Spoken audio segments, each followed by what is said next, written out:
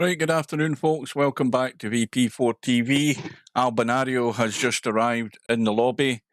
Interchangex is in a room. I presume he's getting some practice in, or he might be playing something else. I don't know. These two guys, one representing Sweden, the other USA, are going to go ahead at the top of the hour. So we've got 5 minutes to go. In the meantime, we have this match right now, and there is the winner's side match coming up later on today, and this is the 2025 Bankpool World Championship, of course. We've got One Pocket Slim up against Bedhead, which I think is a round 3 match. Let me have a check. Yes, it is. And they go ahead at 7 o'clock tonight, and Slim will be streaming that on his channel. The winner of that match will play the winner of the other round 3 match between Stubb, Real Pollen Power, and Cold as Pillow. They've yet to arrange their match. They've got up until December the 12th to arrange it, so there's no great rush at the moment. But we have this match coming up. Now, Albinario's got this match right now, and then we also have Albinario and Cobra in the final of the 8-Ball World Championships coming up later on tonight. And that is at 8 o'clock or 2000 hours GMT, my time. And I should be there for that. I don't know what state I'll be in come the end of the match, because, again, I'm up at 4 o'clock in the morning.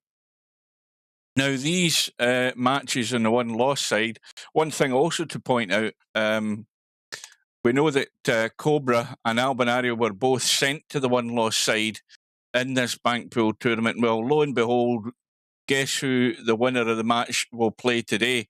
Whoever wins this match today will play Cobra in the next round of the one-loss side. So it could be the old foes up and at it, or it could be a surprise. Interchangex could maybe take Albinario down. I've never seen Interchangex playing banks, but he'll be fairly good at it, I would imagine. Now, one other final thing to mention is there was a match at noon today, I believe, the one between Acero and Chiku.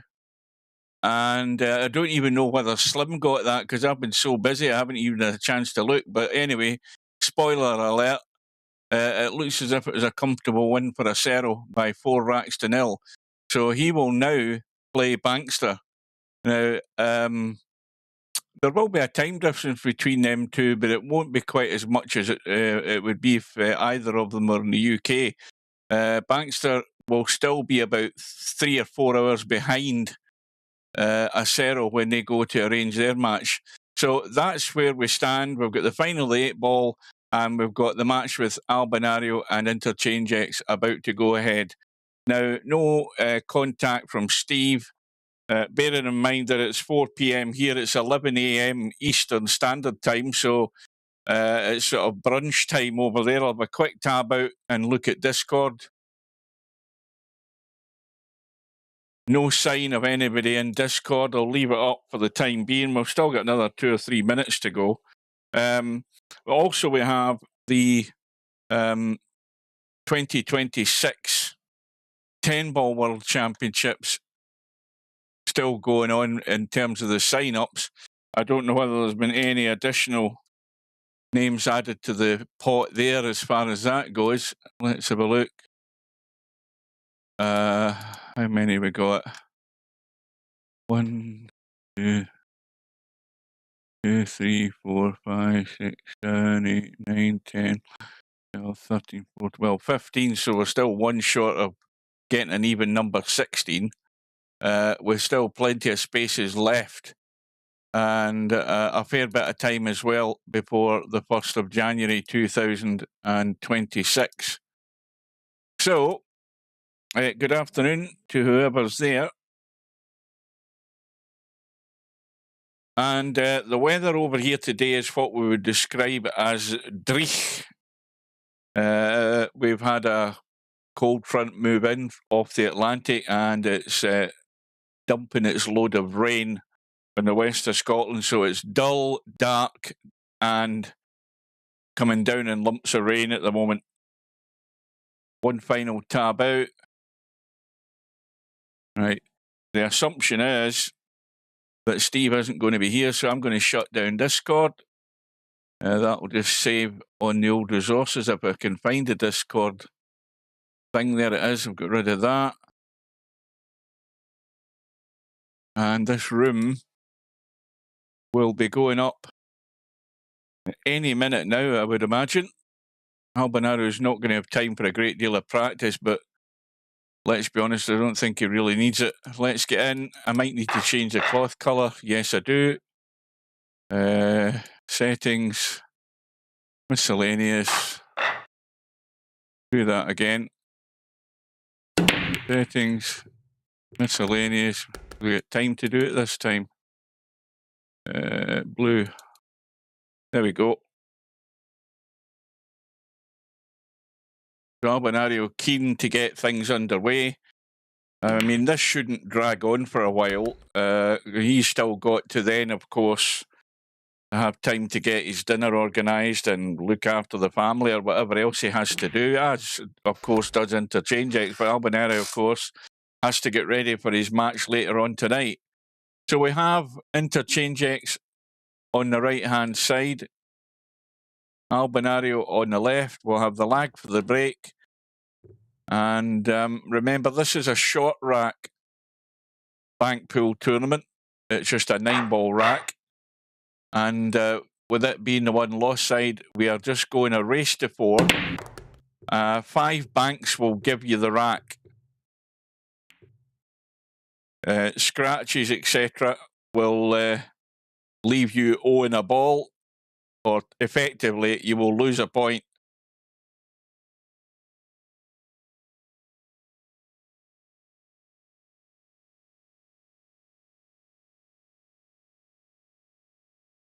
Albinario's got the crossover on the 7.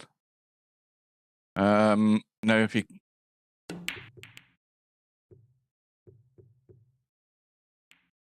Sort of, with the angle he had, he was sort of forced into letting the cue ball run loose. Didn't pick the line, but well, that 4-ball will go past the 6. Now, of course, it can't hit the 6 and go in. You can't take advantage of that like you could in a normal game of pool. It has to go in clean, and that won't be going in clean, so that will be a 4-ball. I thought it was going to go in. It's now a dead ball, and we're now playing with 5 pockets for the time being.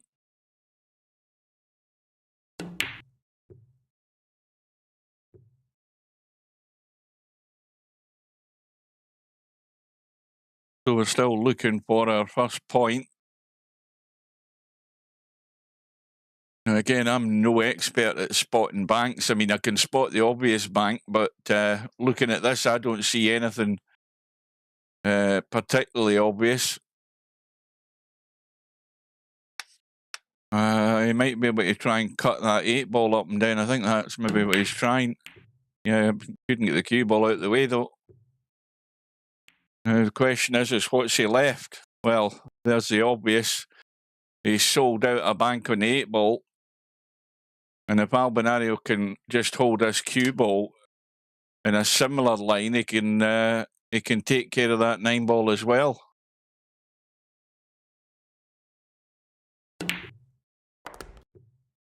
He's hit that too hard. Too much draw in it to hold for the 9, that is, but he can bank the 1 up past the 9. And the pace is good. The line just not quite. So that's now 2 dead balls that will eventually go in at some point. They might not go in. In fact, they might not even come into play at all, because Albinario's got enough balls on the table here to take him to 5 anyway, as does Interchangex. So those balls may well remain there unless it starts getting a little bit of tactical stuff.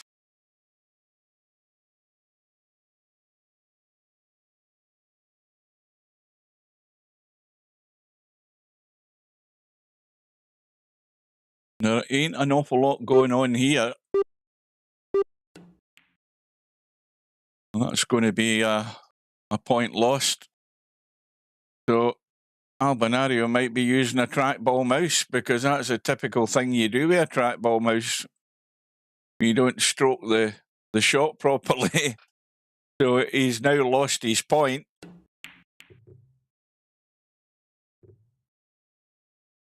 And Interchangex had a go at scratching there as well. So we're back to 0-0.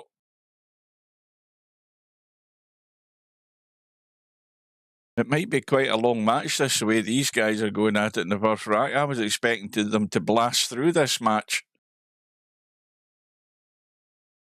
I mean, they may well do once they get warmed up.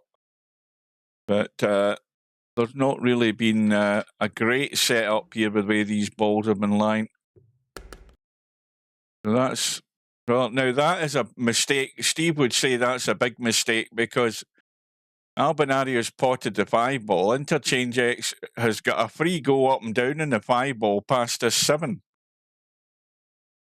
He's trying to cut across in the 3. The 5 ball looks easier to me. Again, with me not being an expert, I would still say the 5 ball looks easier than trying to pick the line to cut across in this 3 ball. And the danger, of course, is what he's done there. He's letting the cue ball run loose all over the place. He might be quite fortunate the fact that he nudged the 5 ball away from where it was sitting. And Albinario's now got a 9 ball bank to start him off that he's gone too wide on.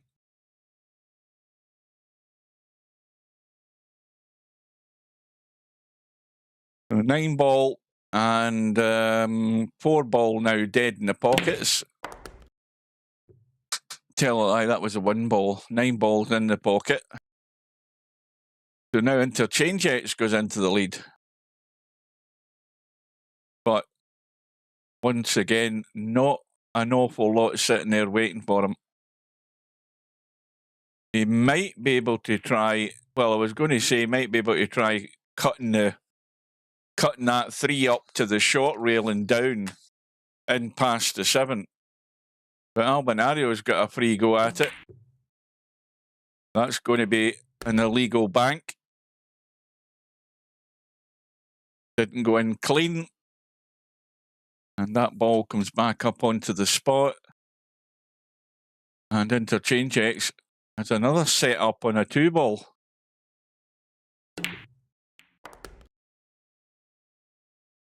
Well, he needs to get this cue ball out the way quick for this up and down in the 5. And that's not quite got the line.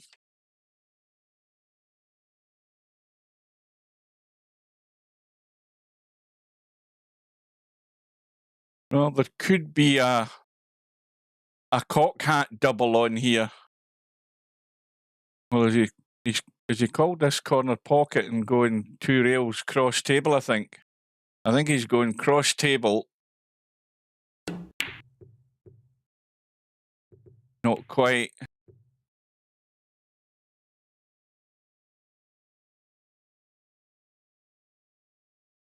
Well, there is the cut across in the 7 ball to put it back up into that top left-hand corner pocket.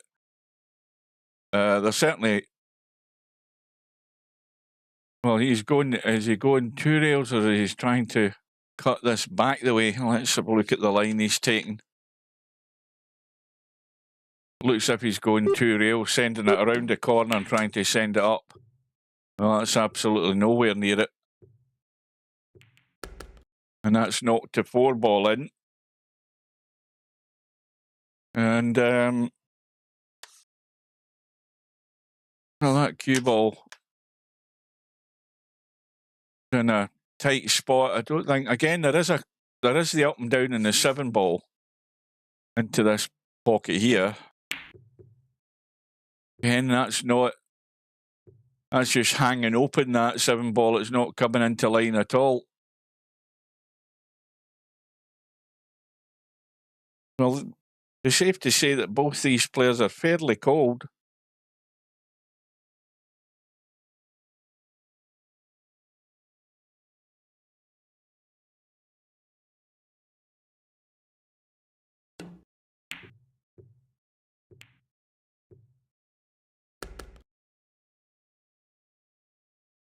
So that's another ball into the stack. Can he cut that 3 across? He might be able to get enough of the 3. It looks very tight. Maybe not.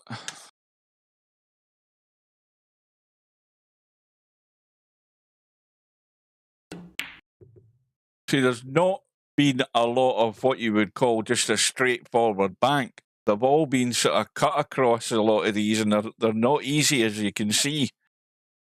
They are definitely not easy. Trying to manufacture a line to the pocket, get the right shape on that cutting angle. It is much harder than you think.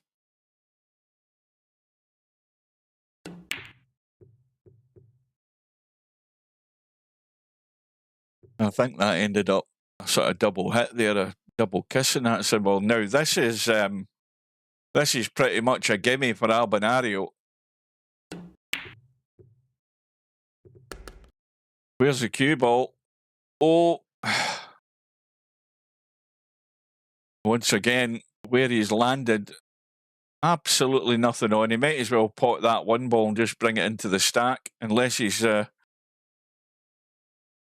to be cute some way and find, well, there is a gap.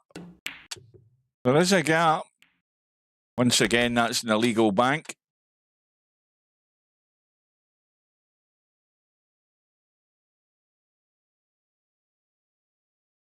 So Interchangex with a slender lead. 2 points to 1 or 2 balls to 1, however you want to describe it. First to 5 wins the rack.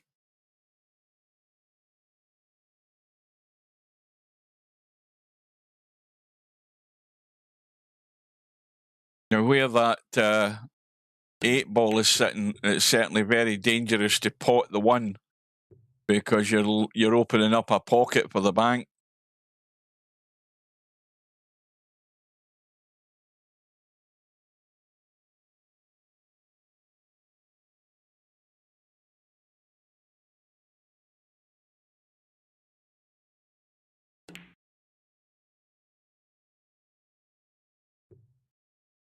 This might end up being the longest rack of the championship. We're already 12 minutes into this rack, and well, there has been a point lost here or there, and it's still only 2-1 to Interchangex. Well, again, looking and looking and looking. That 3 ball looks very, very touchy to actually bank that. Just next to the point of that middle pocket, and I think it's just caught it slightly. Well, Albinario's again got a freebie on this 8 ball up and down. But that's gone to the long rail too soon and too sharp an angle. Likewise, Interchangex can respond in this 3 ball. Again, he's got to think about this cue ball though, because, you know, that 6 ball might squeeze up past the 5. It's a bit tight.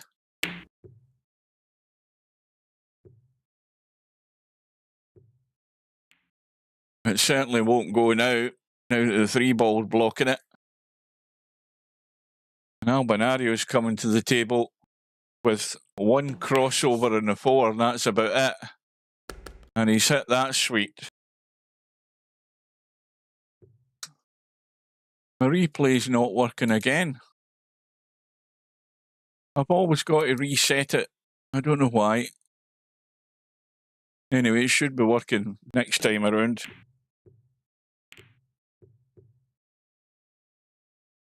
So we're now tied at 2 apiece. We're still in rack number 1. in this race to 4.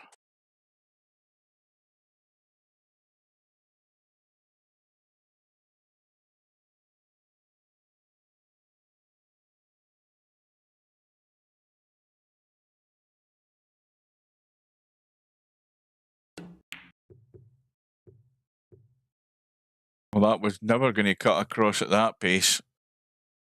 No way would it ever do that. You'd have to really let loose with the cue ball there to cut that 3 across into the top right-hand corner.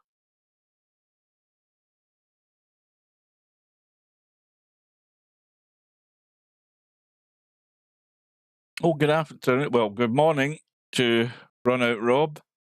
You're the only person that said hello.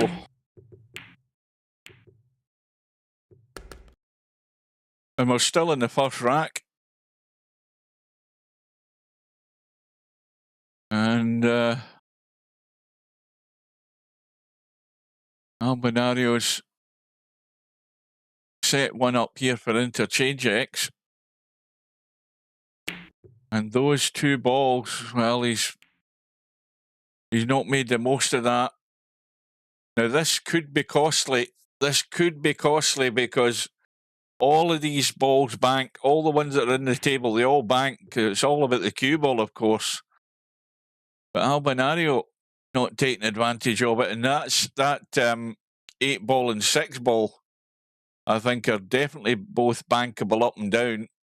The 8 ball looks a bit tight, and it's a bit tight now because the 5 balls now interfere with that top left-hand corner pocket as we look.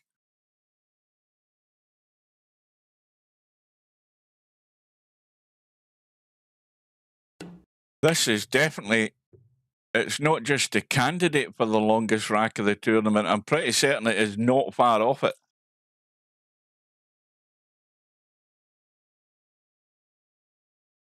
Who would have thought a 9-ball rack of bank pool could take almost 20 minutes and counting? Interchangex gets his 3rd point. Now, can he squeeze the bank out of this 8 ball? Again, that looks far too dodgy on the point, that 8 ball. But I think keeping the cue ball this side of the table and with the pocket being guarded, I mean, it's still wide open on the left side for Albie. Again, you've got to use your imagination to create that bank because it's all about judgment. You either get it or you don't. Nothing there was dead set. So now we've got 2 pockets dead, a crossover in the 8 ball.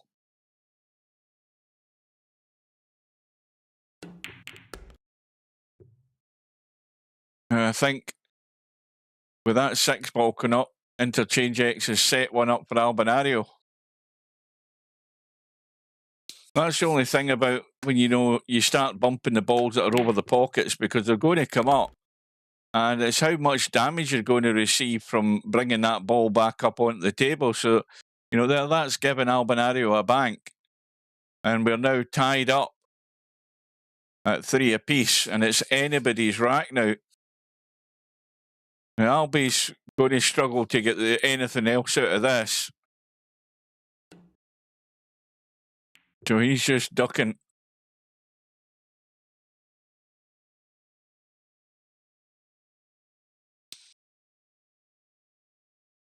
And of course, with those 2 balls live on the table, the 1 ball being dead in the pocket pretty much, one wrong move and you could lose this rack now in the blink of an eye.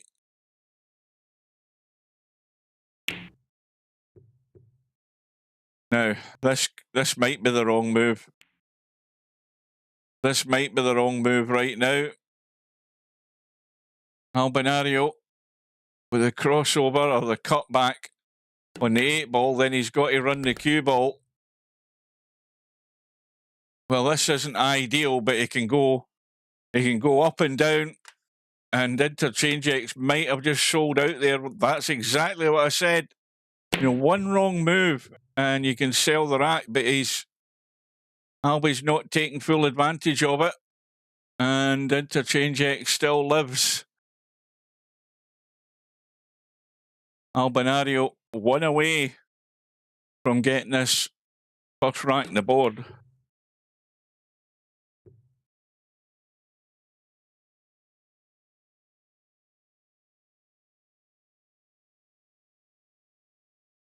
Well, Albinario will be steering well clear of that yellow ball. It'd be a bit crazy to actually pot that. I think that one ball's better off where it is. The initiative has to be on Interchangex to take the risk, because the rack will go nowhere if he doesn't. I mean, he doesn't want to sell out, but at the same time, somebody has to take the initiative, and I think the onus is on Interchangex to do that, because he's the one that's trailing. Simple as that.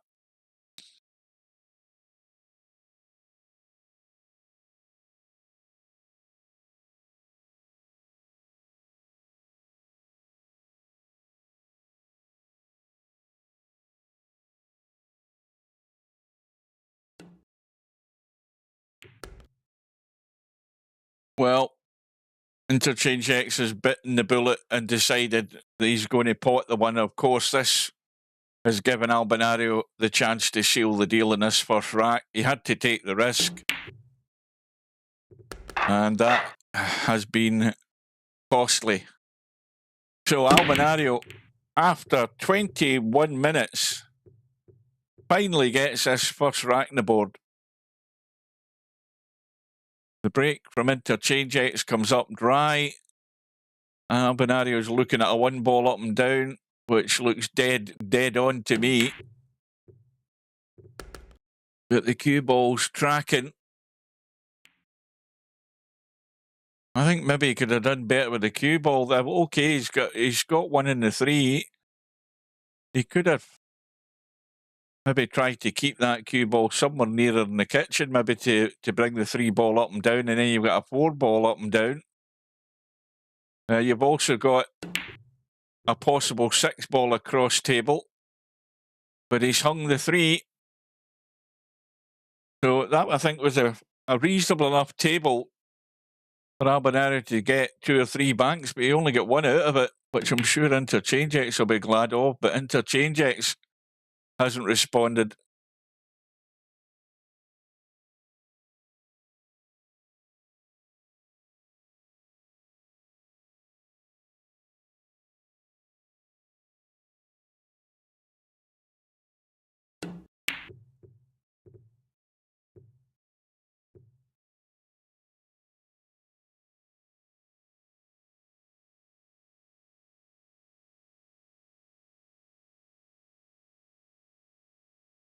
This looks a reasonable effort. Get that into the side. He's got more room to work with here than he's had previously on this shot. That gets point on the board.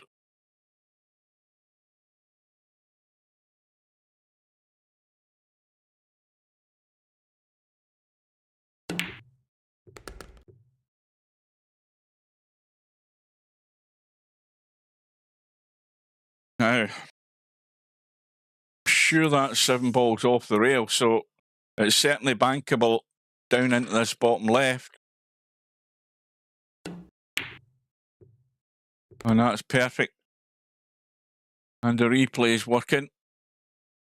You absolutely nailed that one. Just the right pace, perfect line.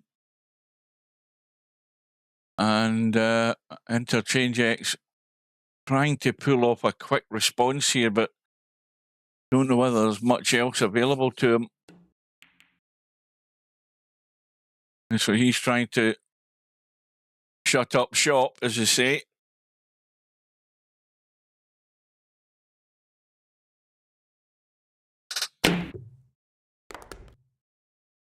But Albinario picks out the six ball. He's going to have to go likewise with this two ball as well.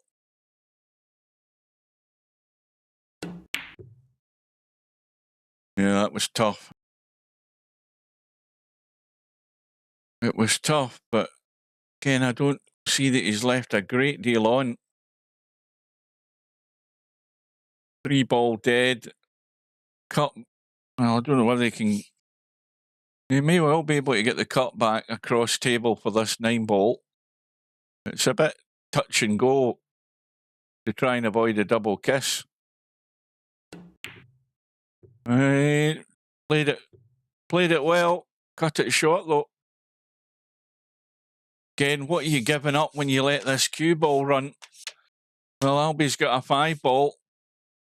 He's most certainly got a 5 ball. And in it goes. And he's also got a 9 ball.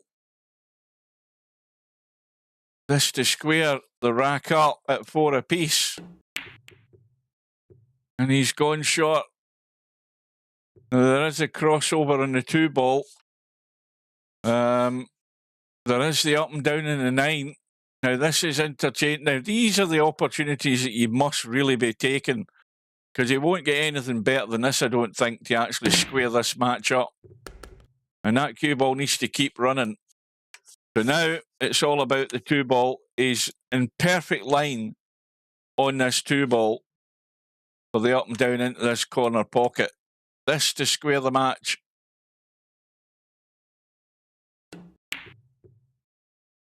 Looks pretty damn good to me.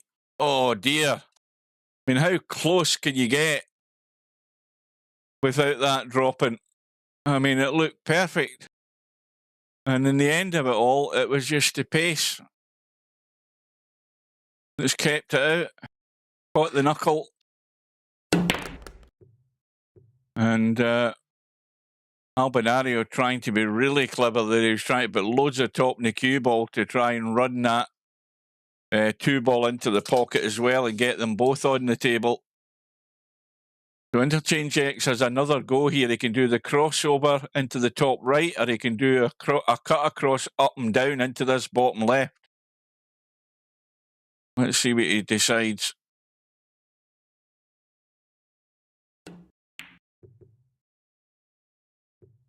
Let's go short too soon.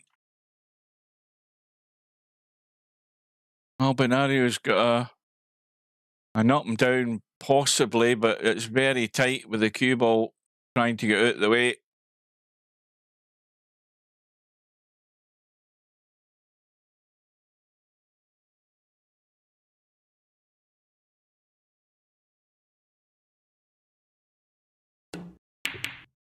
Yeah, it was always touch and go whether you could get away with that. Well, this is a bit like last chance saloon in this first rack, I think. You know, this is a good chance here. The danger is now where the cue ball's going to go. Now, this could be a big sellout again for Interchangex, so he has to nail this, and he has nailed it, and that was excellent. Under pressure there to deliver, and he's tied the match up at 1 apiece. Well, that was a much quicker rack. And Albinario breaking off in rack number 3. I think something went. 4 ball has gone in. Now it stays down until the end of the visit. And looking at the table, Albie's got a 3 ball up and down, and he's got a double kiss there. 2 balls gone in, so they 2 balls will now come up onto that spot.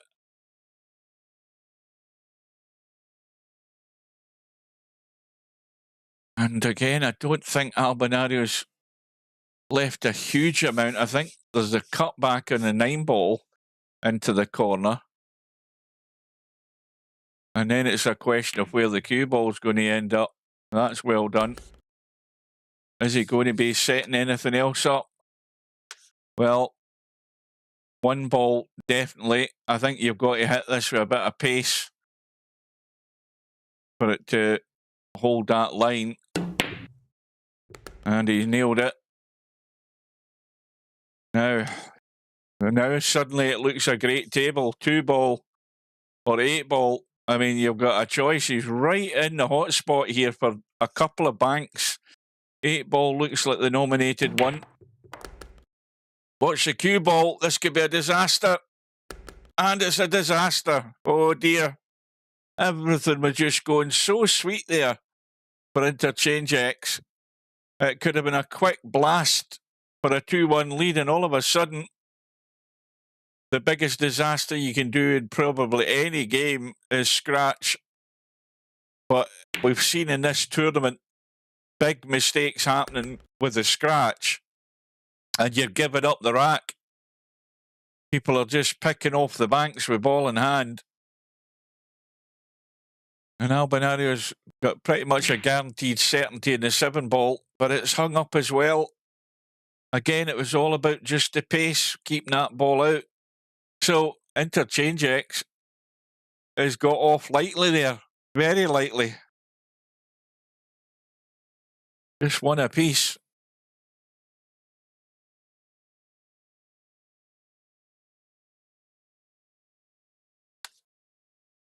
As you're going around the back of these balls, 1, 2, 3 rails into this corner. Oh, shot of the tournament. We've seen loads of people trying 3 railers and they've all been going short or long. But that absolutely nailed.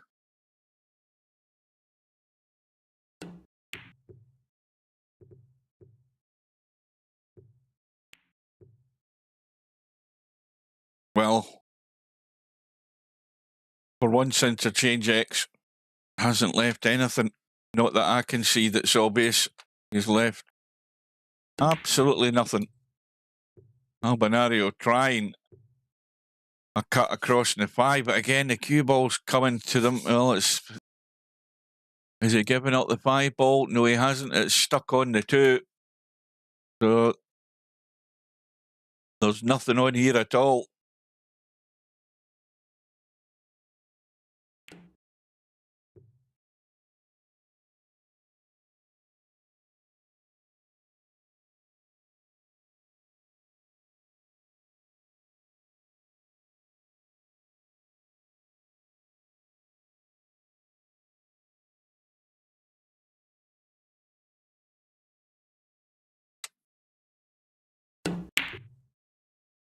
Too short. That'll be a missed call.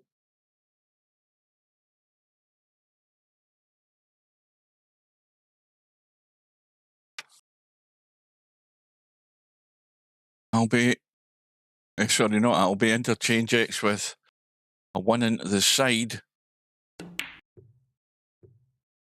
Now, the problem here is the cue ball. It's gone in amongst them, and I don't think he's in anything. Let's have a look. Maybe an 8 ball up and down, but again, he's got to get the cue ball out of the way. And I think he's done the sensible thing there and tried to keep it safe, although I don't think he has. In fact, I think he's set up a pretty much dead set 8 ball here. He should have got the cue ball tighter to that 4. Well, the 8 ball's gone wide, and Interchangex gets away with it again. Got a 3-1 lead. So this looks like a cut back up and down on this 8 ball up into the top right-hand corner.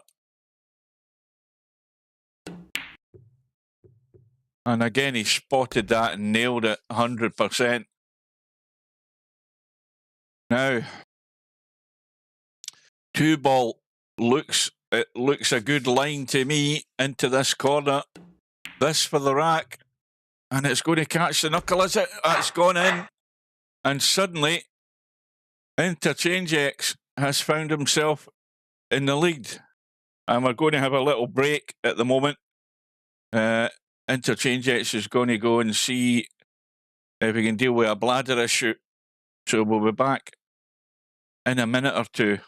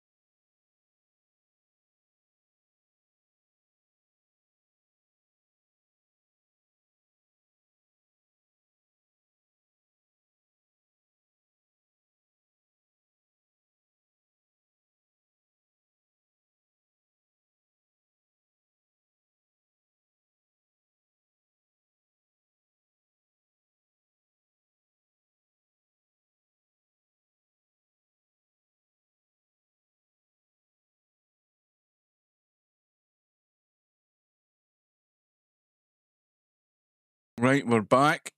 We should be good to go.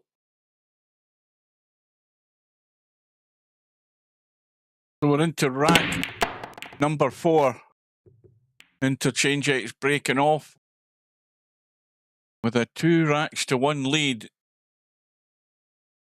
And the break is dry. And more importantly for Interchangex, not a lot of obvious banks on, as far as I can see. There's a cut across in the 2, or the cut across the 7, which he's nailed again. That was very well done. But the cue ball, well, that cue ball was scratching every day of the week there if it wasn't for the 6 ball. 1 ball definitely is on. Oh, he actually got it too tight to that knuckle there in the top right-hand corner. And the 1 ball did everything but go in. Again, just the pace holding it up.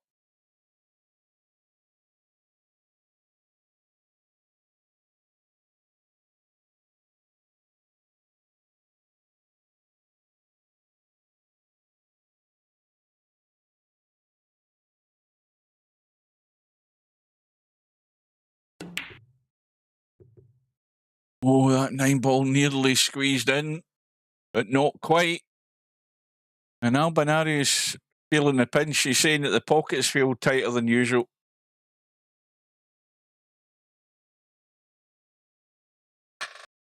It's an optical illusion.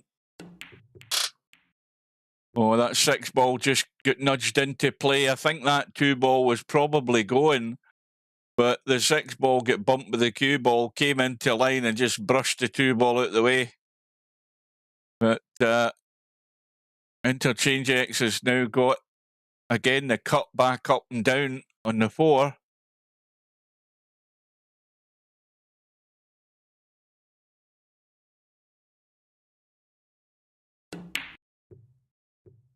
And that's spot on. And, well, I think it might be a cut across into a side pocket here because I don't see anything else on. Unless he's going to cut across the 9 ball and send it up and down into this bottom left where the cue ball is. So he's...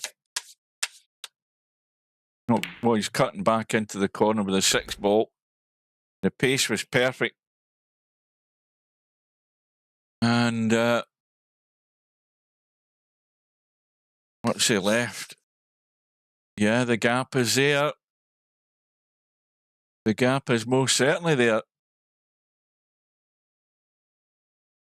And Interchangex might be simmering and coming to the boil at the right time here for him. Oh no, I think he's just... I don't know whether he got a double hit there. It looked as if the 5 ball skidded.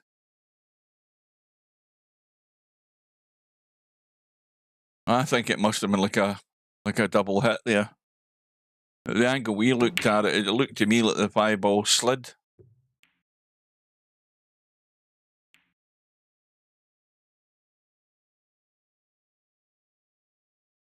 Well, whatever you get here, Albinario, you're going to have to use your imagination to conjure up some banks. He's going to cut across the 9 and go up and down.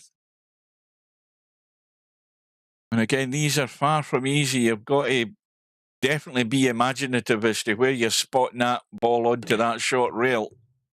And he's gone way short. But where the cue ball is, that's the protection because there's clearly no bank up and down with the 5 ball because the 1 ball blocked in the pocket. I don't know whether you can see that he's hampered here with the 1 ball, but he could probably hammer the 9 and try and bank it. But again, he might be touch and go whether I think the 3 ball's in the way, as a matter of fact. I think the 3 ball's in the way. I think you have to hammer that to the rail there to make the line, but the 3 balls definitely interfered with that shot. So he chooses to try and keep the cue ball tight in the pocket, but he hasn't quite done it. Has he? Oh, maybe he has. I think he's maybe got him covered in the 5 ball to actually make the bank up and down into this pocket. Or has he? It looks very, very tight. I don't think he can get there. Looking at it, I don't think he can. But what else is there? Well, once again, not a lot, but I think that is a pretty poor shot by Interchangex. That is pretty poor. I think he was panicking there because he was running out of time with the shot clock.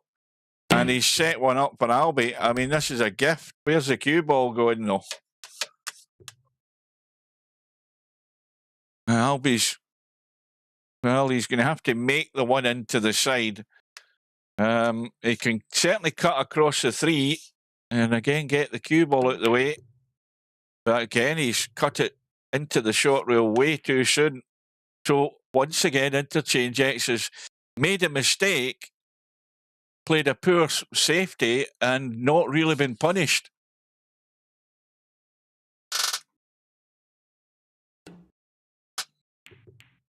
We're now tied at 2 apiece in rack number 4. Well, this is a set-up. This is a set-up for Albi. Now, he needs to bring that cue ball back the way, though, which he's done. He might have just gone a bit too far. So now, again, he's got to pick the line for the 8 ball, and he's absolutely nailed that one also. And Albinario, one away with a cut back bank on the 9 to tie this match up, which is definitely going to go in, I think. Yeah, there you go. You turn away from the screen for 30 seconds and suddenly the rack's over and Albinario's tied the match up. Remember, these are only a race to 4 on the one-loss side. So you cannot afford to take your foot off the gas at any time. You've got to stay on it.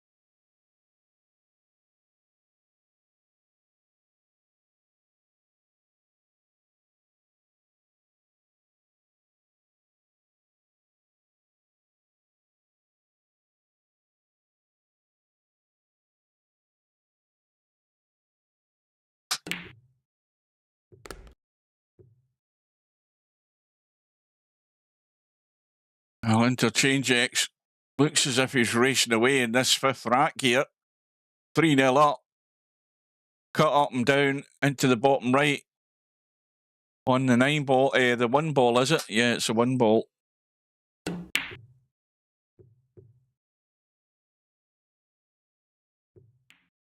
there's an ugly mess up in that top left-hand corner and not a lot on for Albinario.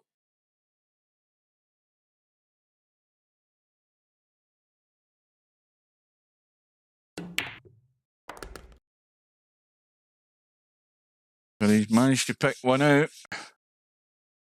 This might be a bit tight. Yeah, he spotted it. And suddenly there's a lot on. he's picked off 2. The cutback has been nailed as well. But there's the protection there up in the top left-hand corner with the 1 ball. So the rack is all square, but the 9 ball isn't guarded. And it's right on the middle diamond. Oh, he's got the double hit again. Now, what's he left? Interchangex. Well, that 9 ball's probably nailed to the rail, so it's no good, I don't think, for a crossover. It's not far off it. But there is a crossover in the 8.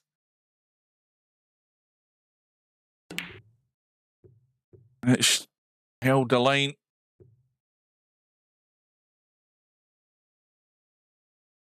Now we're into a similar scenario as we had before, where it's a case of dealing with one ball and these other 2 balls been dead run. Once again, Albinario's in the double kiss. And there's absolutely nothing doing here. There's an ambitious cut across to try and get it into the corner. That's all I can see. Well, this is maybe the pivotal rack in the match here. Whoever wins it is going to be in the hill.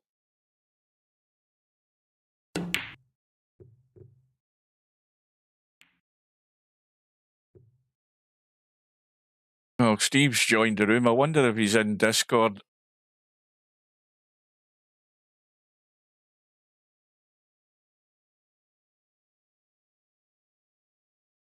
Let me have I'll wait and shut the damn thing down. Hang on a minute to have a quick look and see.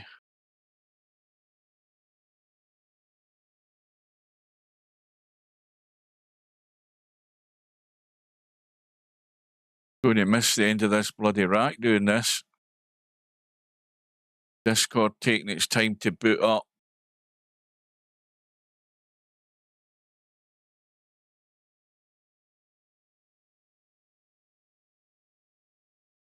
Oh, you took your time. I'll give you that. Well, I didn't even think you'd be up this early. No, I'm home from work. I mean, home from work this early. I've been up since 4 a.m. Yeah, it was me that was a late riser today. Well, this looks like a pretty damn good match.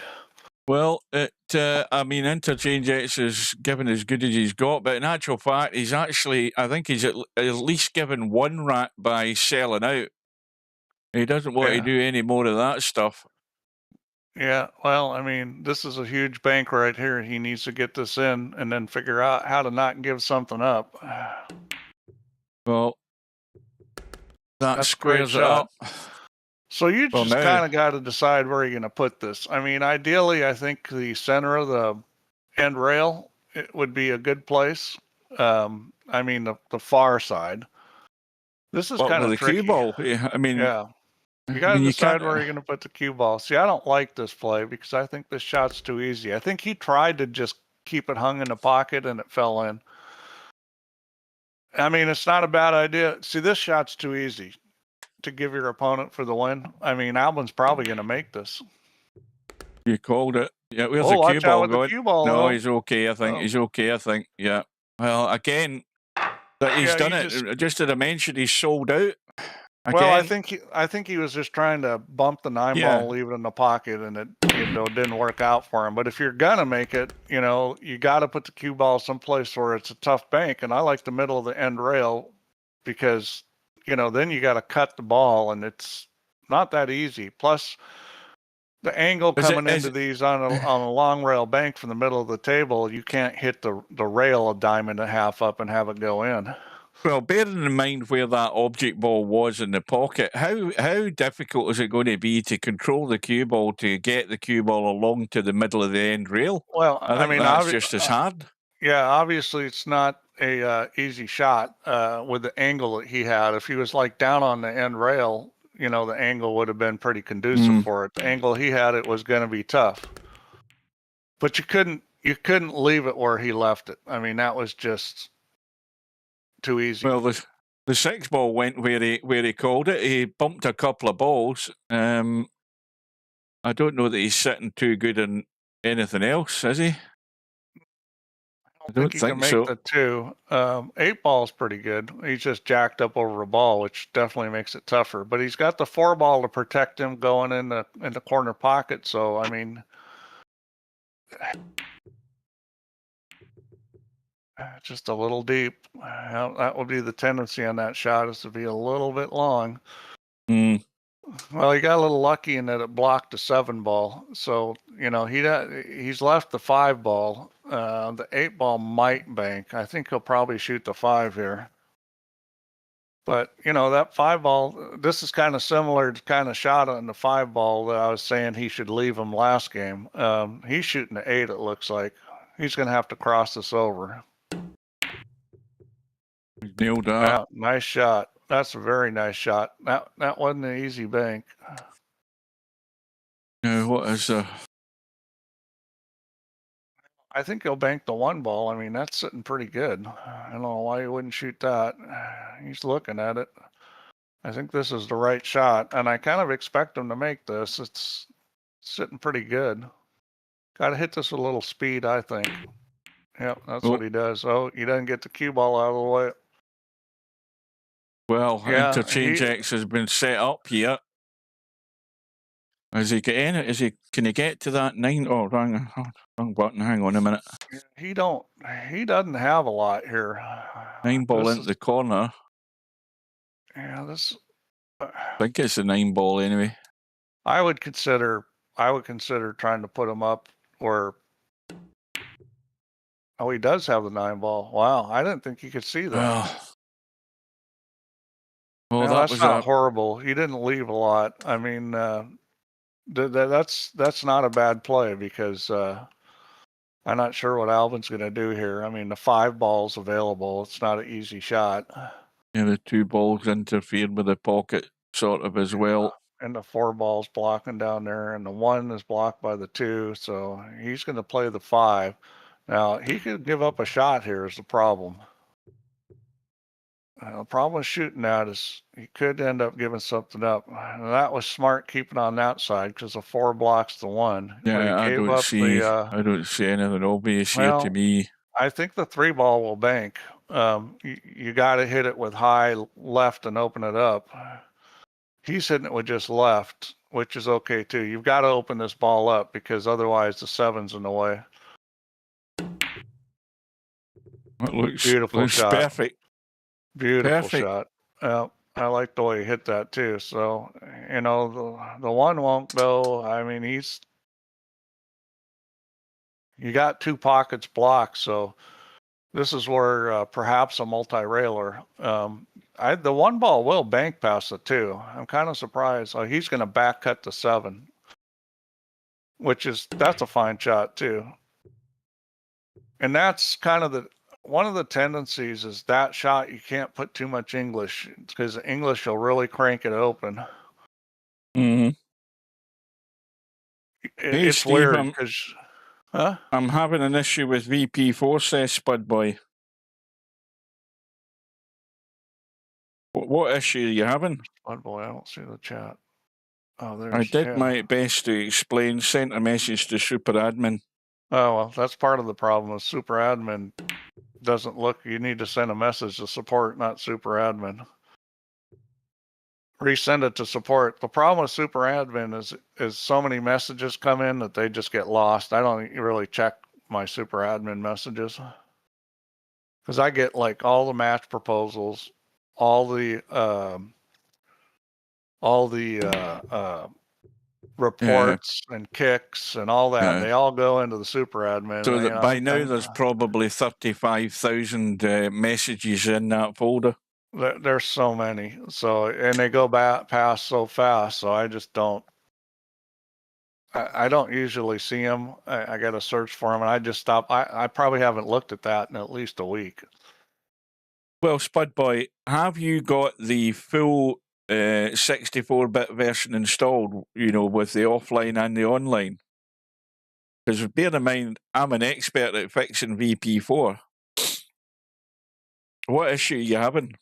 Tim said he had an issue with fonts again, so I need to talk to him about that.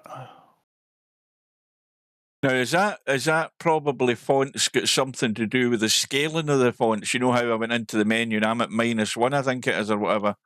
I don't know, because he had sent me a message and I didn't see what then he left, he'd PM'd me, so I don't know what the issue was. Because he'd had an issue and it required uninstalling the beta online and reinstalling the full version, and it fixed it. And then he said everything was fine. And then the next day he says he's got problems with fonts. So I don't know what's going on. Albinario says I'm out of sync, I think. Okay.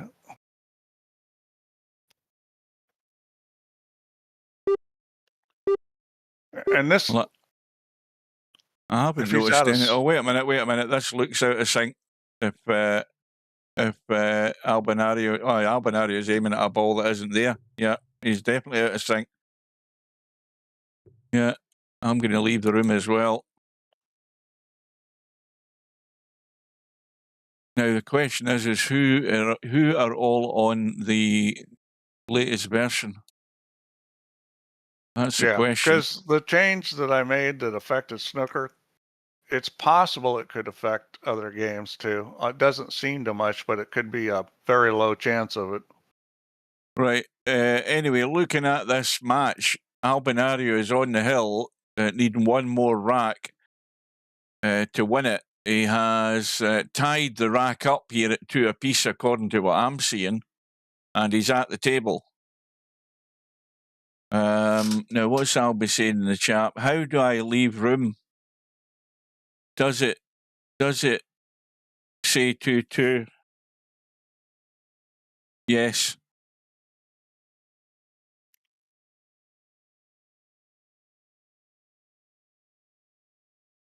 Yeah, Albie's just asking if the score's the same as what he's seeing, which it is. Did he leave the room and come back? I don't think he has, but he doesn't. I mean, he doesn't look as if he's out of sync now to me. He looks as if he's cutting across and thinking about cutting across the 7 ball into this bottom corner, the right hand side. So I think he's back in sync. Looking at this, yep, he most certainly is. You can't be playing a shot like that if you're out of sync. That was well done. Now, what else has he got, though? He might be able to pull off that 3 ball. Not the 3 ball, the 5 ball. Oh, cue ball's gone. And the 5 ball just caught the knuckle. Well, he's sacrificed a point there. He's now back to 2. And poor old Interchangex has got absolutely nada. He's got nothing. But where he's put the cue ball, I don't know that that's the best idea he's ever had. He's brought a ball up into the stack, and he's put this 1 ball plumb, slightly cuttable, I think. Yeah, another poor cue ball from Interchangex. This could be game, set, and match here, folks. That could be a big mistake. A beautiful shot there. Well, and a cut across in the 5, and it's all over. Yeah, and this is not a terribly difficult bank on the 5. Well, I mean, it's going to open up, and I think he has a good feel from this from what I've seen. Well, if ever you want an example of how to sell out, you've just witnessed it there in terms of bank pool. That's how you sell out, not watching where your cue ball's going. And there it is. Alvin takes advantage. There you go. He's been punished. Well, Interchangex has been punished more than once for that today. And finally, that one was the coup de grace. As I say, it's a 4-2 win for Albinario. So he marches on. And the bad news for Albinario, not that it needs to be told, is that there is a very strange character who he's very rarely met before in tournaments, and he's called Cobra. Yeah. And that's who he's going to have to deal with. Well, he's going to have to deal with him in this, and he's going to have to deal with him later on today. So Acero beat the crap out of Chiku, huh? Yeah, well, I don't know whether that match is on Slim's channel. I never even had time to look, but he certainly looked as if he took care of him pretty sharpish by the look of it. Where the hell's this? There it is. There we go. Spud Boy, I answered your support message on what to do. Hopefully that'll show something. Right, so in the lead up to the 8-ball final tonight, we have the One Pocket Slim match with Bedhead, which kicks off at, well, that'll be 2 p.m. Eastern. It'll be 1 p.m. Central, whatever time One Pocket Slim's at, because I think he's 6 hours behind. And Bedhead will be 7 hours in front of One Pocket Slim, because he's an hour in front of me, and he goes, you add that on to the 6 hours that Slim's behind me, then you've got a 7-hour time zone difference. So that'll be 7 p.m. Larry says a Cerro shot 49%. I take it that's pretty damn good. Yeah, I think so in banks. I mean, if you're making half your banks, you're doing pretty good, because you got to consider that there may be some times you're protecting too. Well, it may well have been the decent tables. I mean, the first rack we had in this match that we've just seen took 20-odd minutes. Well, if I recall, 20 minutes to get the first one over. The way Chico plays, it's fire away, so he's going to give up a lot of shots. Right, so there we go. That's the match later on. Albinario versus Cobra, 2000 hours GMT. Race 2, what did we say, 15? Yeah, I'll be there for that. And I'll be there for that as well. That's it, folks. It was short and sweet, but Albinario took full advantage of Interchangex's cue ball.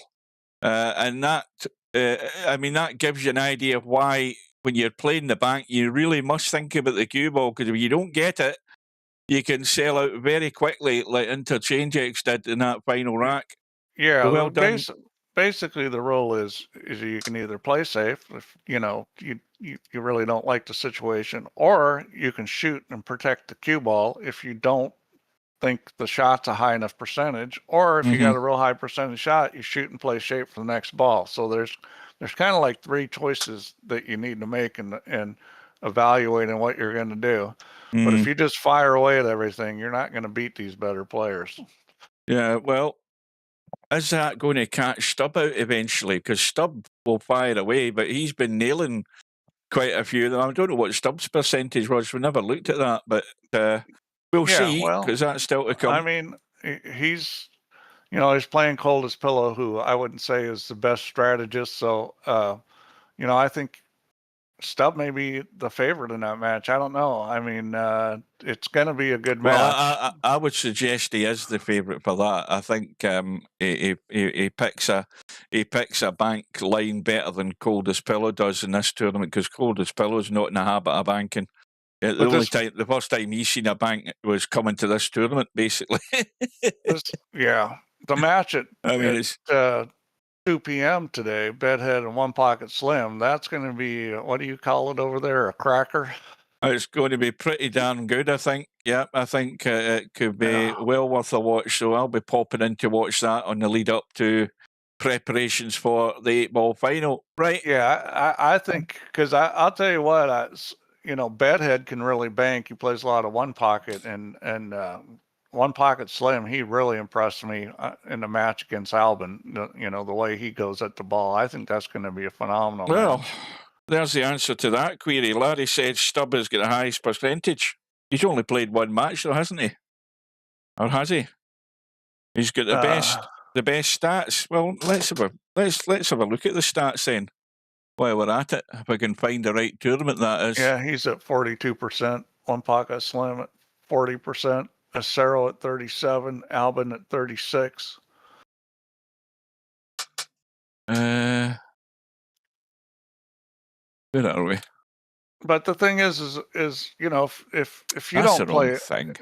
play safe much, or if you don't decide I'm going to shoot the 2-railer here because I'll protect the cue ball, which is a harder shot, lower percentage. If you don't do those things, then your shot percentage is going to be higher. Doesn't necessarily mean you're going to win. I mean, obviously it's good to have a high shot percentage, but we just saw what selling out can do to you against somebody that banks well, because it's not like Interchange's X shot percentage was terrible, but he ended up selling out. You just can't do that. You're playing somebody that can really bank, and you sell out, and goodbye game. And every time you do that, he definitely lost 2 of those racks because of that. The final was the probably the better example. of how to lose a match by running your cue ball into the wrong spot. And Albinario was, as you say, is more than good enough to take advantage of it. So if you look at win percentage, Cobra's actually the highest, and Bedhead is just behind him as far as games won. And their percentages are significantly lower than Stubbs as far as shot percentage. And it's mainly, I would imagine, because they're playing safe more. Yeah. Shots 265. Well, obviously Cobra's played more matches, hasn't he? That's why he's got 265 shot attempts. But as you say as well, those shots can involve a whole collection of safety shots also. Yeah. So I mean, obviously you got to be good at banking, but you got to play smart. And the thing I want to see people do more is situations where they've got a free 2 or 3 railer that's automatically for free. Shoot that thing. You know, when you got a shot that you can't sell out on, shoot that thing. You know, unless you have some duck, shoot the shot that you're going to be safe on. You got a chance to score, and you're playing safe. Hang on, Steve. Before we go here, let's try and get what Spud Boy sorted out. He's saying something that he can't. You want the log from him. He already sent it. He said. Right. What does he say there, though? Let's see. I see the issue now. Don't know how to fix sent log. Well, what's the issue that he's needing to fix? Tell me what it is. Yeah, the reset device failed.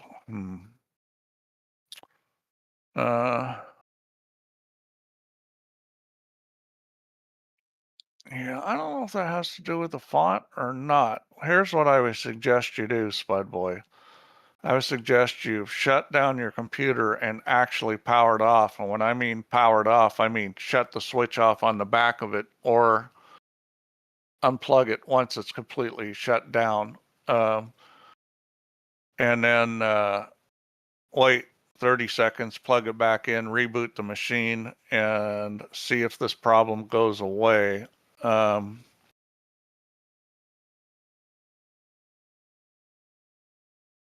This may have something to do with the font. I'm not sure. So was this like right when you first started up you get this, or have you played for a while, or when does this occur? Do you actually get to the lobby?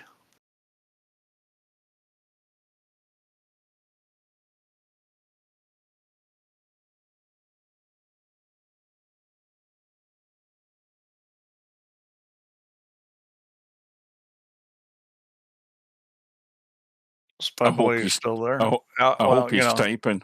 I don't know how quick a typer he is. That's the thing is, I'll get PMs from people and I'll type and I'm waiting and waiting and waiting. And, you know, I type a lot faster than most people. I'm not blazing fast, but I'm a lot faster than most people because I do it all the time. Maybe we should put voice recognition in. I think Spud Boy's lost the will to live. I think he's gone. He would have replied something sooner than this, wouldn't he? Oh, there we go. Okay, try to complete power down. So, but what do you see? Do you see this as soon as you hit the lobby every time? I think it might have something to do with it might have something to do with the font, or something's going foobar because of it. Well, it definitely isn't something I've heard of, because I mean, is it something that's going wrong with the display? Is it something that's happening with the text? I don't know. This is a interesting. The graphics card's getting in a funny state. This is interesting. All right, I'll take a look at this and respond. It's possible it could even be a driver issue where we may need to roll back the driver. I don't know. Look at the conflict inversion. What conflict inversion? 4.6.3.3. I believe that's the correct version. Let me see. I think that's what I'm on. Now, the other day when I was doing a live stream, I can't remember what match it was, but I had funny things happening. I'm actually on 4634, but I may be on a later version than what the release had in it. It's not fun. It's not graphic glitches, is it, Spud Boy? Because I had something like that the other day.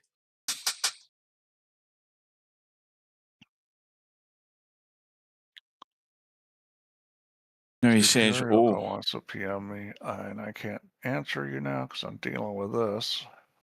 Nothing glitching, right? So it's nothing like what I had. Just VP4. So do you make it into the lobby? Do you see the lobby, or does it screw up before that?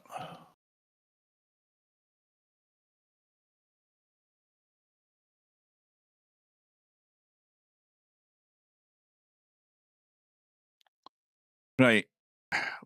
I've got a question as well. It happens when I leave a game room. Ah, interesting. It locks up. All right. You said you were using the Tahoma font, and what do you know what your font plus minus was set to in the font screen? And do you know what your chat and game fonts were set to in the miscellaneous? That's a good question, because I was going to try and test it. Yeah, well, I think he said he was using Tahoma, but then I'm also wondering what the sizes are. Yeah, that'd be handy, because if he told us what his miscellaneous chat font settings were at, because you look at mine, my game font is at 1, and my chat font for the lobby is at +1. And then if you then come out of that and go to, I shouldn't have done that, should I? Go to the actual font picker. I'm on, what was the one you told me to go on? That green one there, Tahoma, and it's on +1. That's the default for it. Yeah, well, I haven't noticed any problem, with having a font being too big, other than you could potentially get some clipping in certain areas. Let's see. So any game rooms, if I enter somebody else's room and come back. Okay, let's see here. Right. Wait a minute here, Spud Boy. Now, when you say you didn't change sizes, I presume you haven't changed the miscellaneous sizes. You've not interfered with them. So they're on their default settings. I think that's my understanding of what he's talking about. Now, presumably the other thing is he's not changed the chat in the font picker. I don't think he's mucked around with that. You said you had an NVIDIA card, right? Didn't you say you had an NVIDIA card, or maybe that's what I'm looking at the log? Yeah,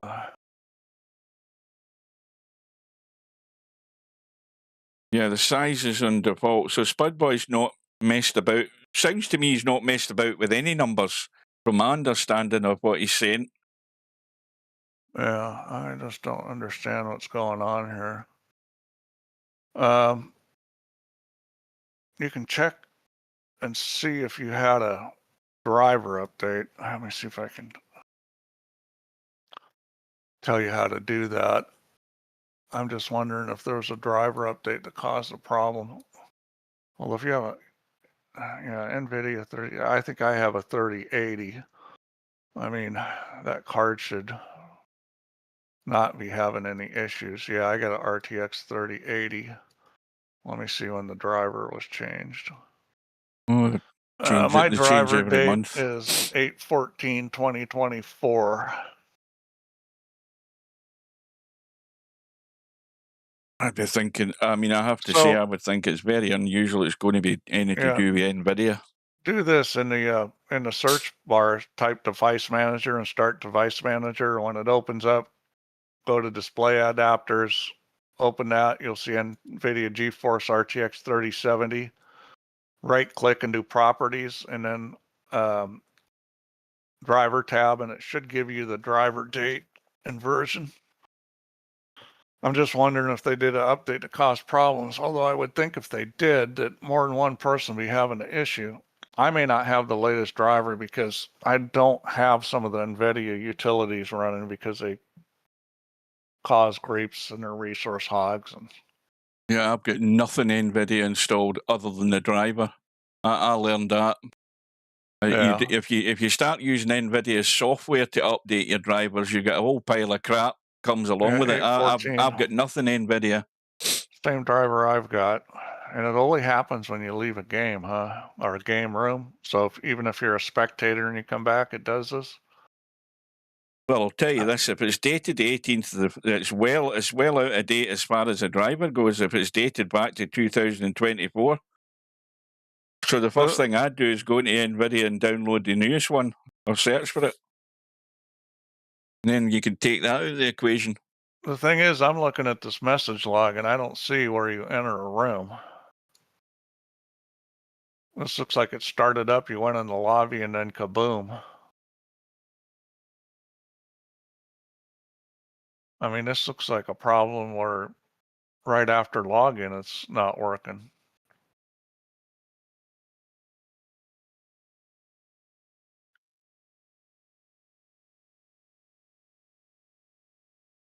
Yeah, I don't see you entering a room on this message log. This looks like as soon as you got in the lobby, it had trouble with the display.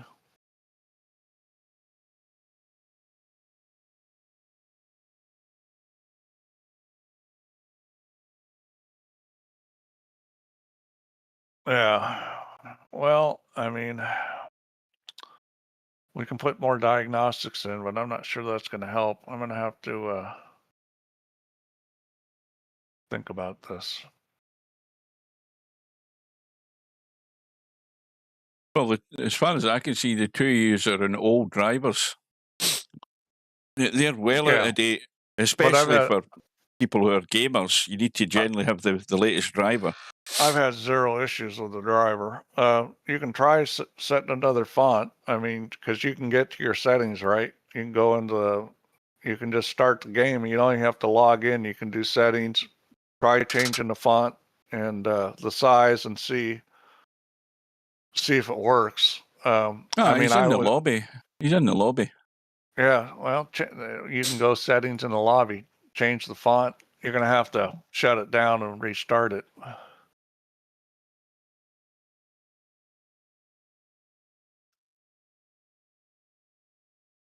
I wish Tin was around. He said he had some issue with fonts, but I don't think it was this one. Oh, it's great. It's great when you've got live streaming software or just recording desktop. So you can do that in Windows 11 anyway. You can record stuff. Know that I know how to do it because I've never looked at it. But anything you have that's a graphical issue, the first thing you do is fire up your recorder, record what you're seeing, and then upload it. And then Steve can have a look at it. Yeah, the other thing is I would make sure that you're not running other applications using an NVIDIA card. It's possible that something else is causing a conflict. I mean, that doesn't happen too often, but I've seen it. Went to Verdana. Shut down PC. And it's still doing it.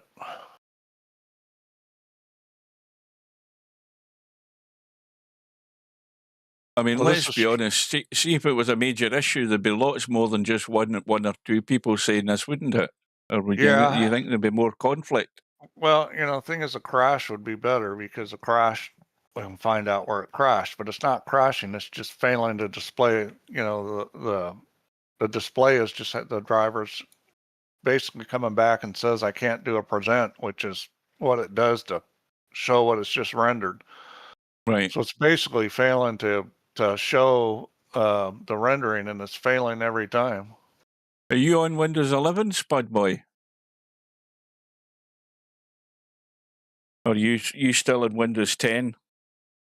Well, I'll tell you my first suggestion is get the driver updated for NVIDIA. Get it updated. And then you eliminate that. I would also do this. I would try starting in safe mode so you're not in full screen. So when you start up VP, hold the shift key down and double click on the VP icon and keep shift held down until you'll see a window appear in the upper left in your display in desktop. And then try to go in the room in desktop and come out and see if that works, because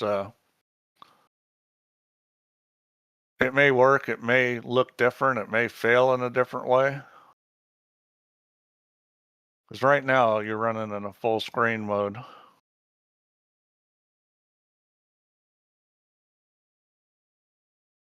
Well, would it? I mean, it wouldn't be a proper test then if he just changed his graphics to desktop and then went into a room and tried that. He would have to do set it to safe mode first. Is that what you're saying?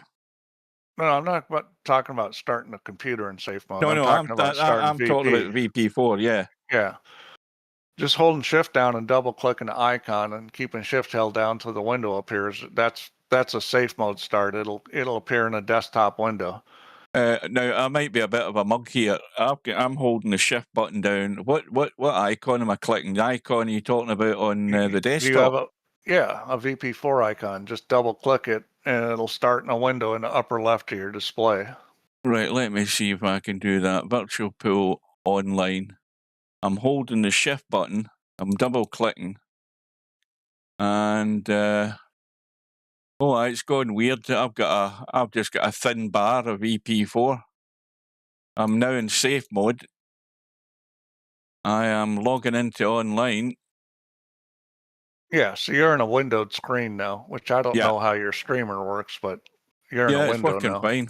It's working fine. I'm back. So I'm in safe mode, folks. That's important to have, because if somebody gets in a video mode or the monitor won't support it, like I've had people that their monitor died, they got a new monitor, it doesn't support the mode they ran in, so they can't start VP4, things like that. So the safe mode is always a way that you can get it to run if there's a problem with the video mode.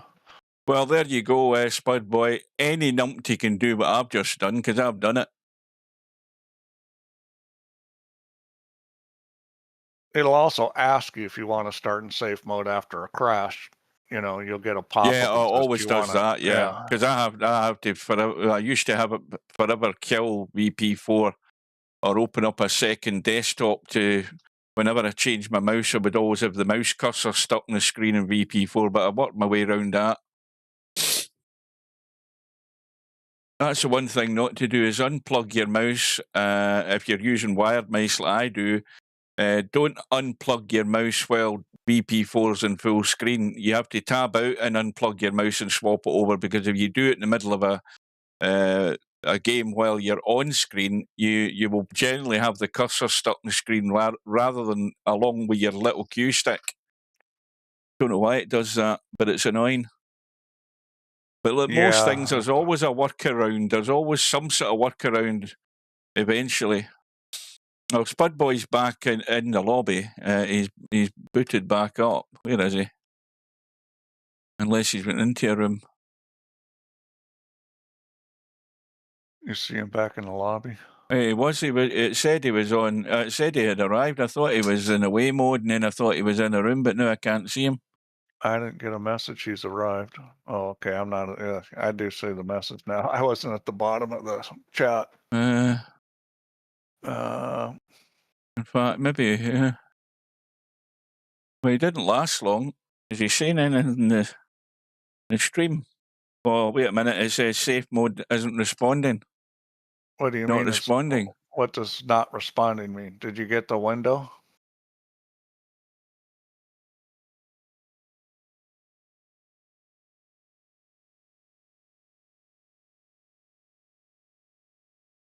So, did you do what I did? Well, you couldn't see what I did because it wasn't streaming let me at the try time. starting the safe mode. I may not have tried that with this new version.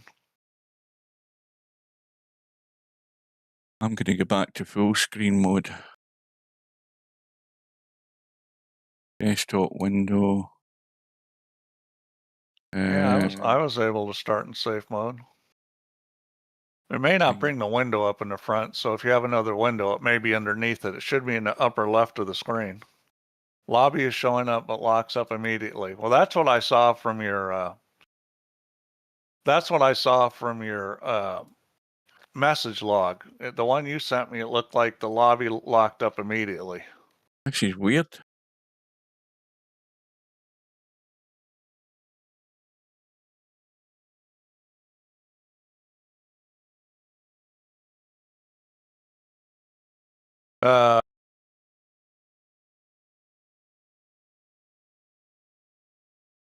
It didn't do that in full screen though. Well, the email you sent me with the message log looked like it had done that, because it looks like you come into the lobby and immediately you can't display anything.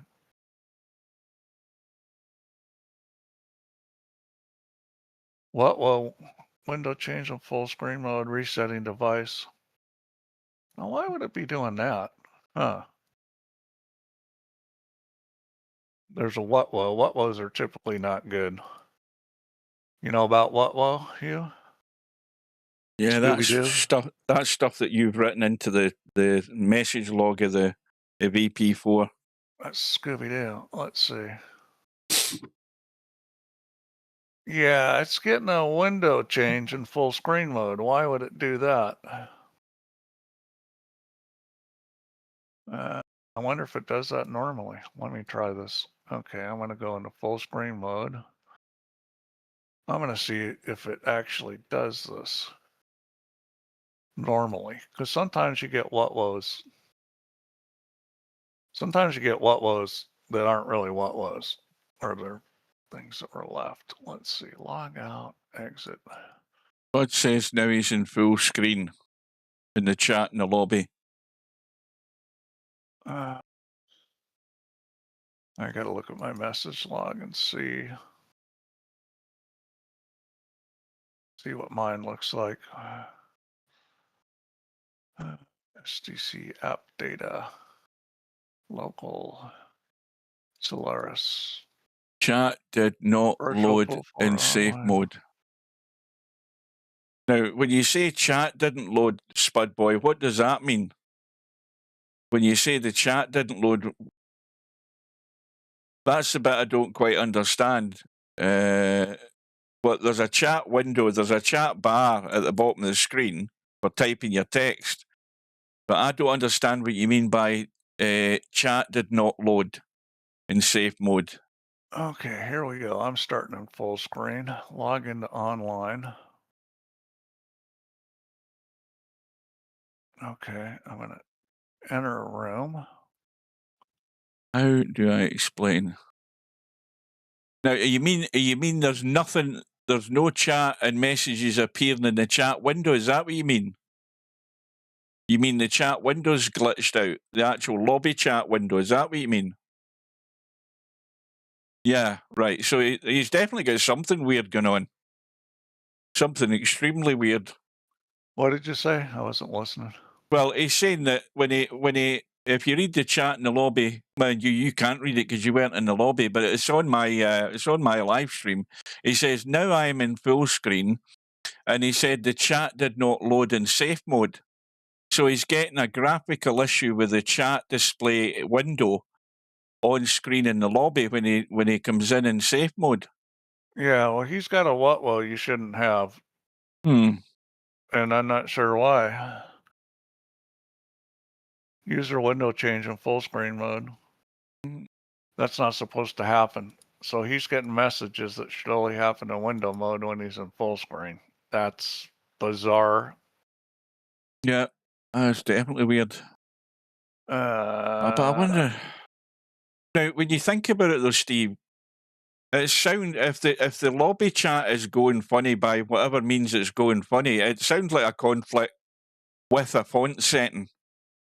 That's what it sounds like. I mean, a numpty like me would jump to that conclusion when obviously it could be something a lot more substantial. It just sounds like a sentence conflicting one way or another.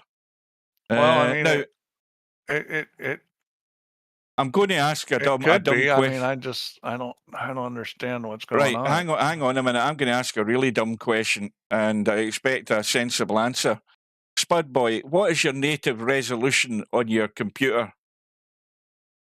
I mean, I'm going to get right down to brass tacks here. What's your native resolution? Your actual your monitor scale. You have to look. Find out what that is.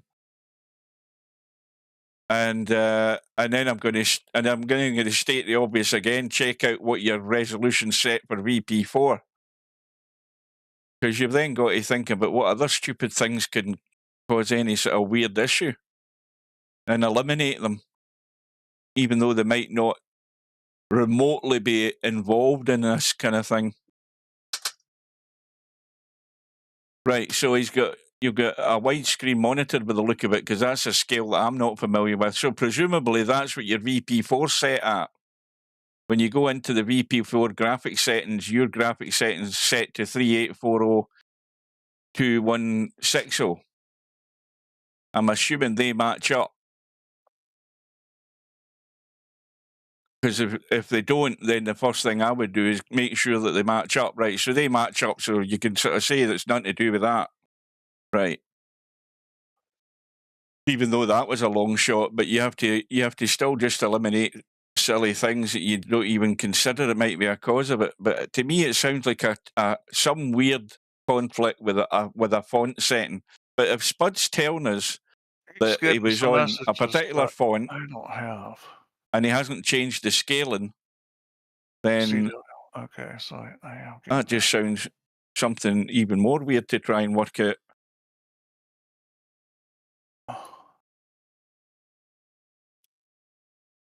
This is why you should get into Discord and VP4. In fact, more than one person should. If you get into the VP4 Discord, you don't have to do all this typing. Lobby C. Font is the only thing I changed. You changed the actual to a different type of font. Right, so Spudboy's not changed anything from default settings other than to a different font. This is why I asked what's the default setting on this new version of VP4, because if you put it back to the default version of the font, then you would think that would fix whatever the issue was. But I can't remember what the default font is. I just know that I like this font better than any of the other fonts. Let me have a look. I prefer Tahoma to any of the other ones. You've got this Oswald thing. I'm on that one, third from the bottom. And I've not changed that setting there. I've not touched that. But the only thing I have changed, which I changed years ago, is this one. That's the only one I've changed. That one's set to +1 for the chat font in the lobby, so it's bigger, so I can actually read the damn thing. I don't know whether I changed the game font. Maybe I did. Have I got it at -1? What does that say? I can't even read it. No, I've got it at 1, so I might have changed that as well. I take it back. I do see him going into a room here. I take it back. He did. No, he connected to the asset server. If I know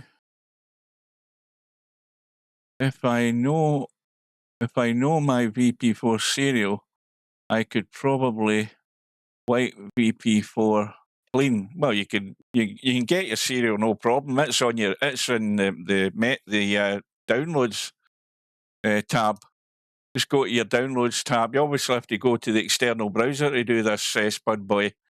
Go to the downloads, and when you go to downloads on your profile, you'll see you should see one download link for the full version, and download it.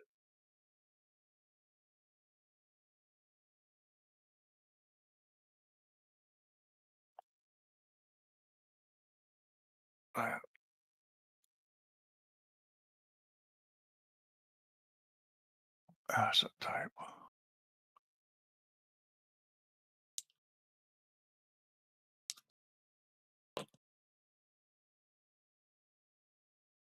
What are the asset types?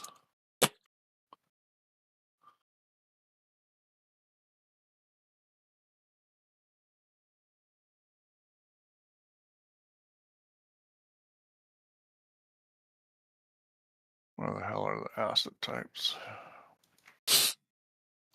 Oh, got a tournament on. What's going on? What is asset type 1?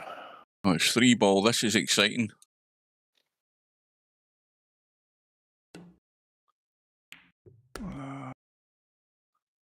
Common header files. Now, Server. I haven't played 3-ball for a long time, but my secret to 3-ball was do not move the cue ball. Do not move the cue ball and just break from there. Never move the cue ball.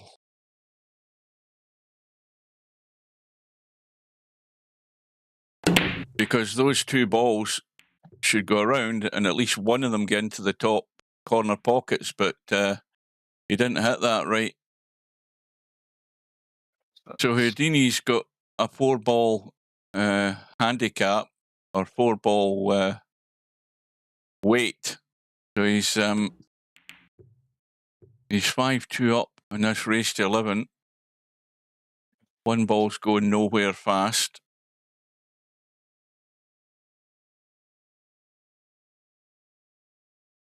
And another thing, when you're breaking from where the cue ball appears in 3-ball, make sure you put a bit of top in the cue ball when you break.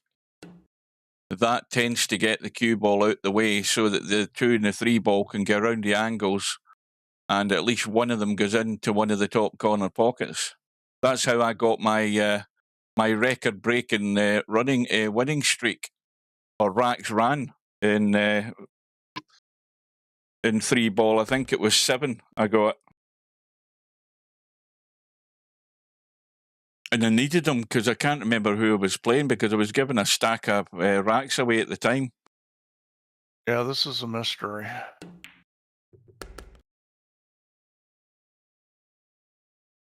Well, I suppose looking the bright side, Steve, we haven't got a whole shed load of Vietnamese and Turkish people all telling you the same thing.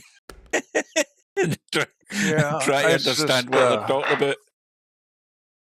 Thank God it's just Spud Boy. I don't understand why this is happening.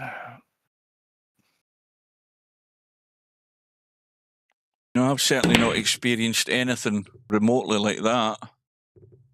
Now, there you go. 1 ball has gone in.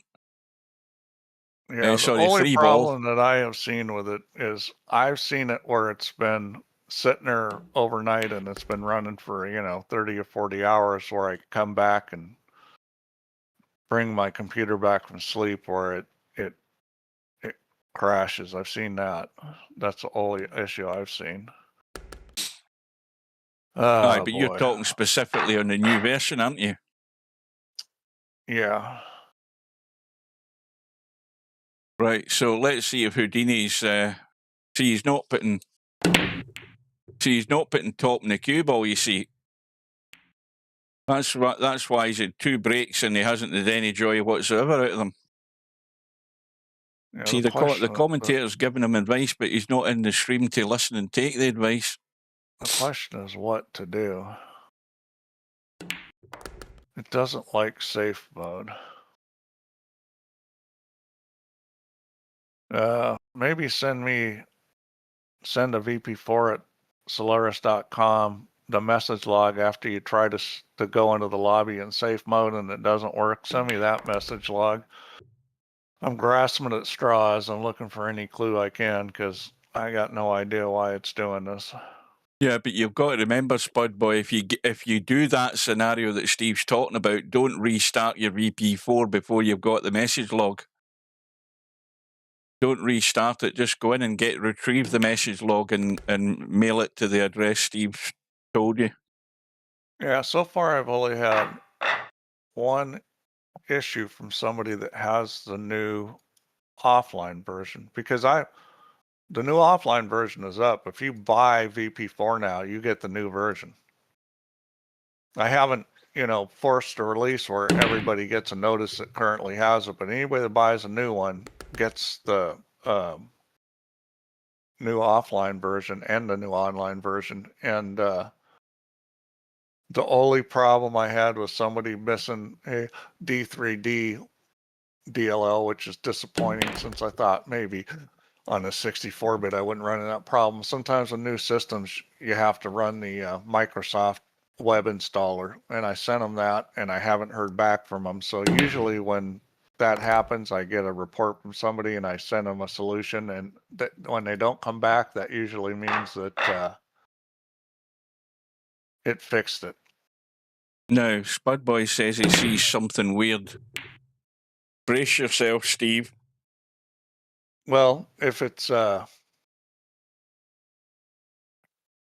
pornographic, I don't want to hear about it. Are you sure you're not just looking in the mirror, Spudboy? VP4 and online logs.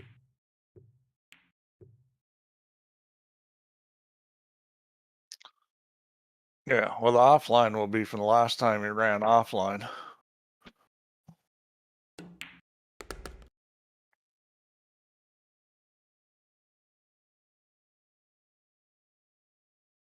What's the score in this match? Houdini's been stuck in 5 since I joined the room. Well, he's going to tie it up now. Just a roll in.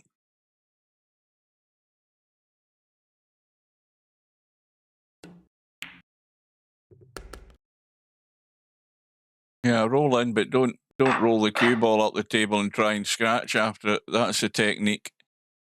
Now, you see, Mark's now drifting the cue ball. You see, he's now firing over to the right side. You just leave it where it appears. They just won't listen. They won't listen. You look at this.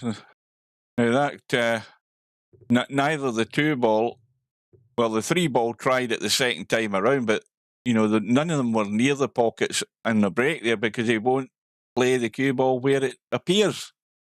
That's the secret to 3-ball, folks.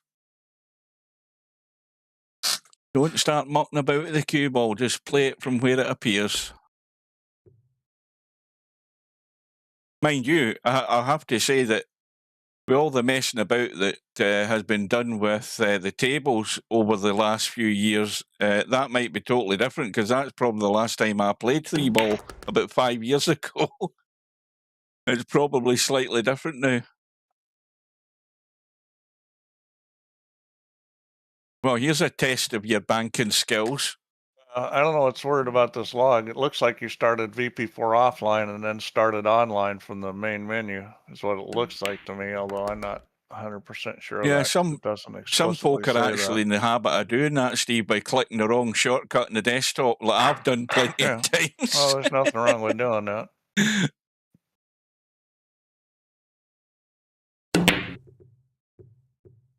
Right, this 3-ball might go this time. Nope.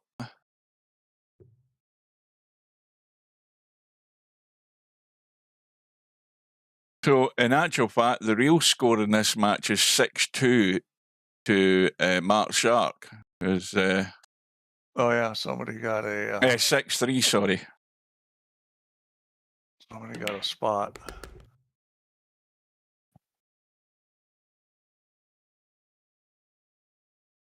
Okay, and here's the other online log.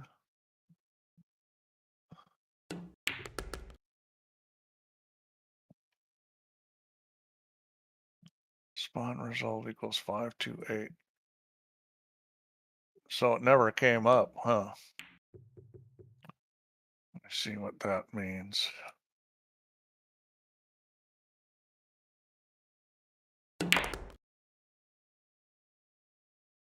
We'll find out what that error means.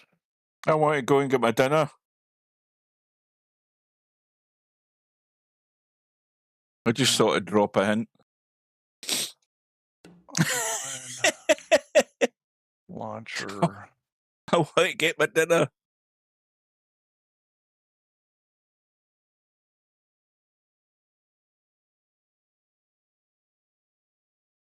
Yeah, we're not here early for the 8-ball final, folks. We're actually still hanging around from the bank pool match we had earlier on.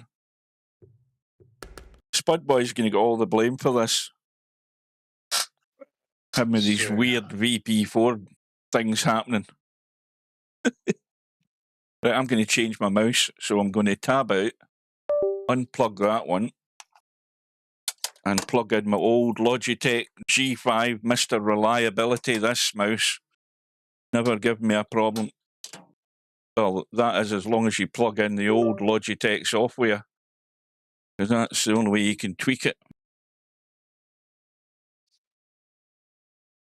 How did it end up going there?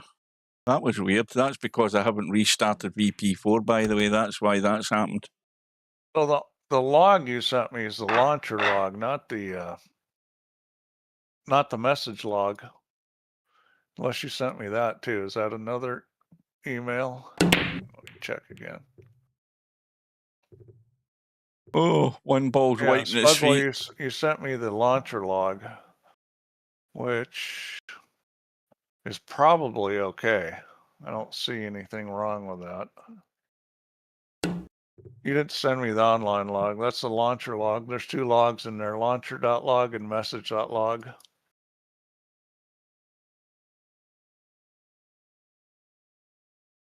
Oh dear, that's the first yawn setting and it's only 5:45.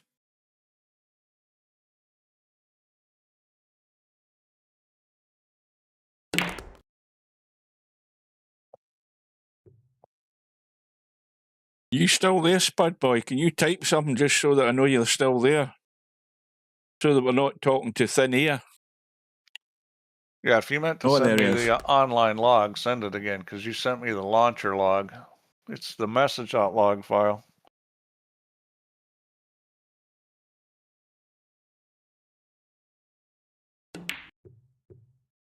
Oh dear. Oh dear. Well, here's a nice little bank coming down in the 3-ball for Mark Sharp if he fancies it. No, he isn't. He's going for the cut. This is a bank every day of the week, this 3-ball. Oh, cue ball, try to scratch.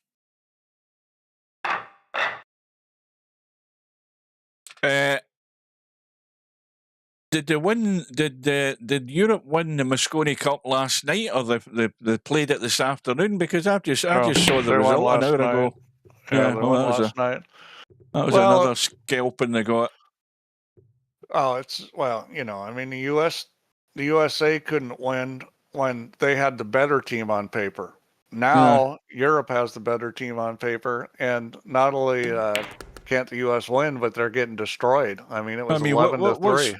What's the US going to give as excuses? They don't like the tables. They don't like the pat at the what do you call it? The template rack. They don't like the pockets. I don't think there is any excuses. It's kind of like the Ryder Cup spin. Is that in the past in the Ryder Cup, the US always had the better team, and Europe would win, and it's been like that in the Mosconi Cup, and now in both the Ryder and Mosconi Cup. And in the Ryder Cup, I think the teams were pretty even. Europe won.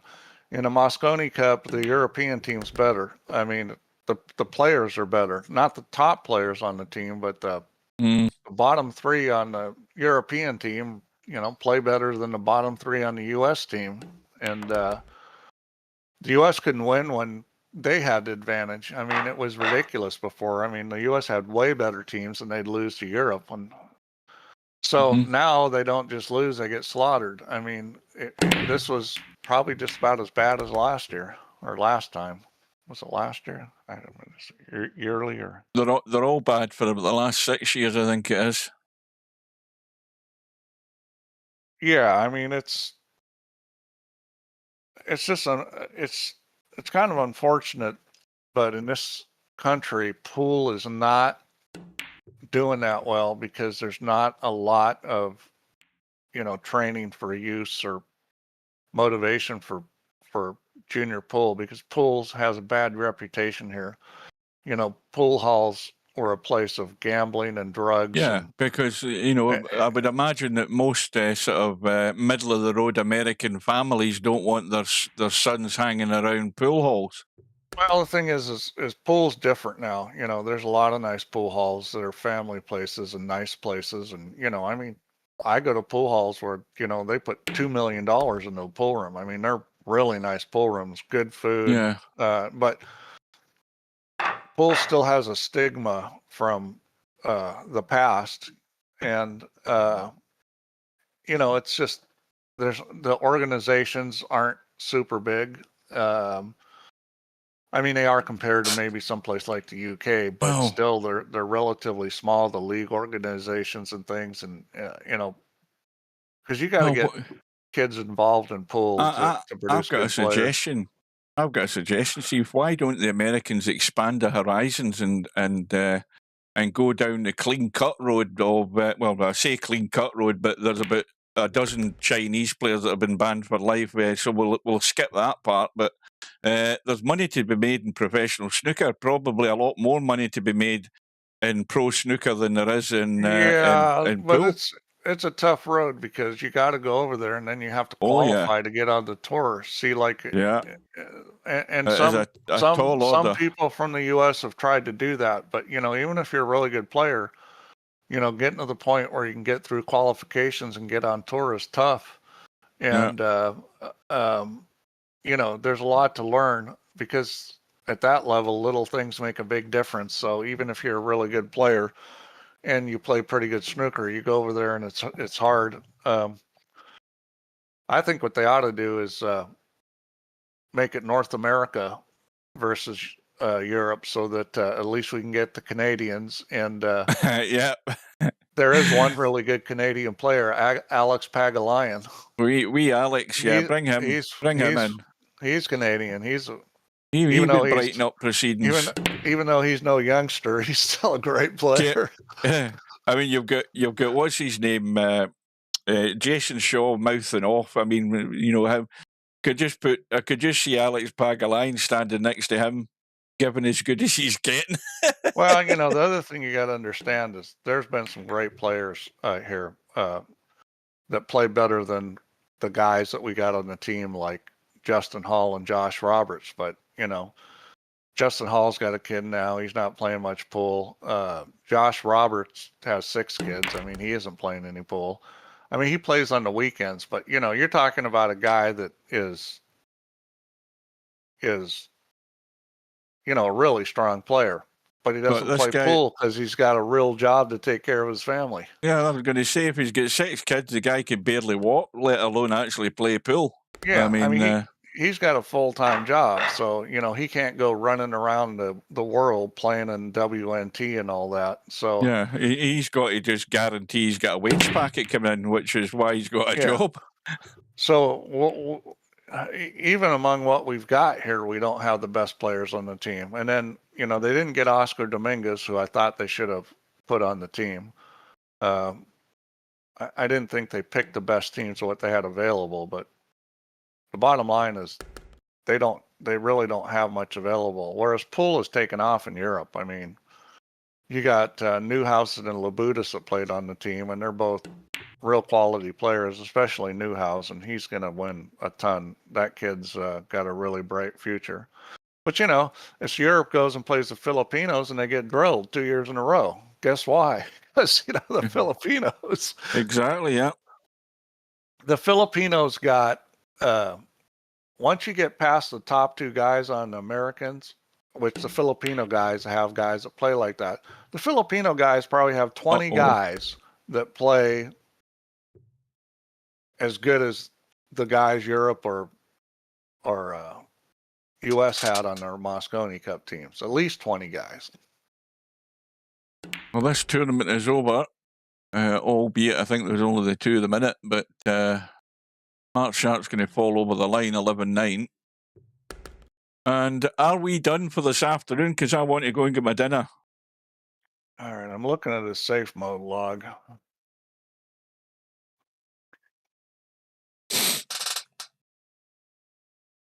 Going to scratch my back in the meantime. I've got a handy pen for that sitting right in front of me.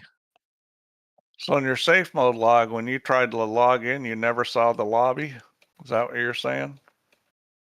No, he said he wasn't seeing the chat. That's what he said. He said the chat window was weird or empty, one of the 2. Yeah, I think well, he'll that sounds like a confirm that. font problem. All right. So let me ask you a question, Spud Boys. Did you have the online beta installed, and then you installed the full version, offline full version over the top of it without first uninstalling the online beta? I think I that know might. I think Tim you did might be that right. and had a problem. I think you might be right. Now he didn't have this problem, but maybe there could be something really wacko going on. Yeah, because I know that when I went to get it, the first thing I did was uninstall the online, which was a 64-bit version, and I did a clean uninstall of that. Yeah, and Tim then had a downloaded. problem. Tim had a problem when he didn't uninstall the online beta before he put the full version on. Right. So that might be something to do with, you know, if Spud's still there, is he going to confirm that or deny it? You didn't uninstall, but right. So he did uninstall. Did you uninstall the full version or the online version? And was it the online beta?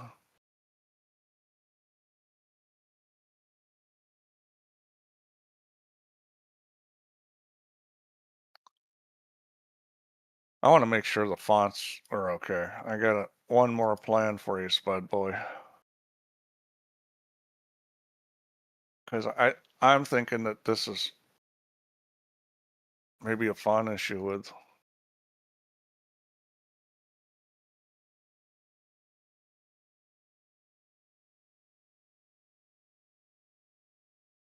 I'll tell you what I did for the last few weeks. What I had done is I immediately uninstalled VP4 completely when I first got this 64-bit online version.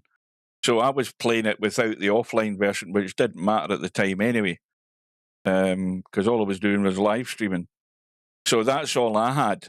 All I had was the online version, 64-bit, until I was told to install the full version. Uninstalled it, installed the full version, and I've never had any issue. Nothing.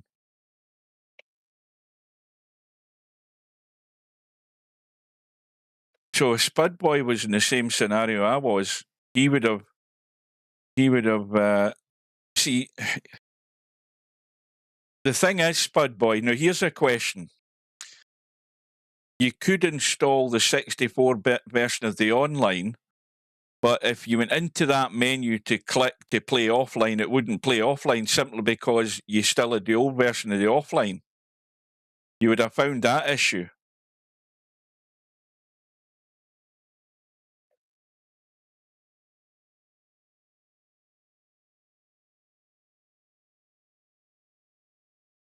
Because you need to think about how you went about. Now he's typing in the lobby now. All right, so I just sent you an email, Spud Boy, what I want you to do. See if this corrects it. This will make sure that we're not using some kind of old fonts or not copacetic.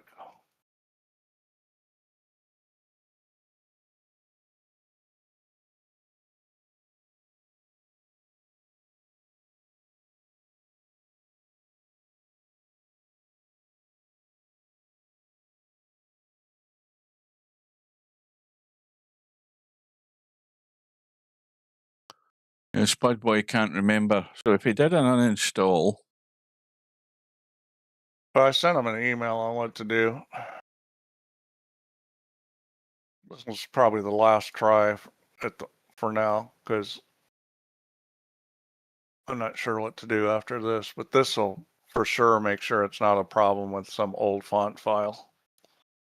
Just give me a minute or two.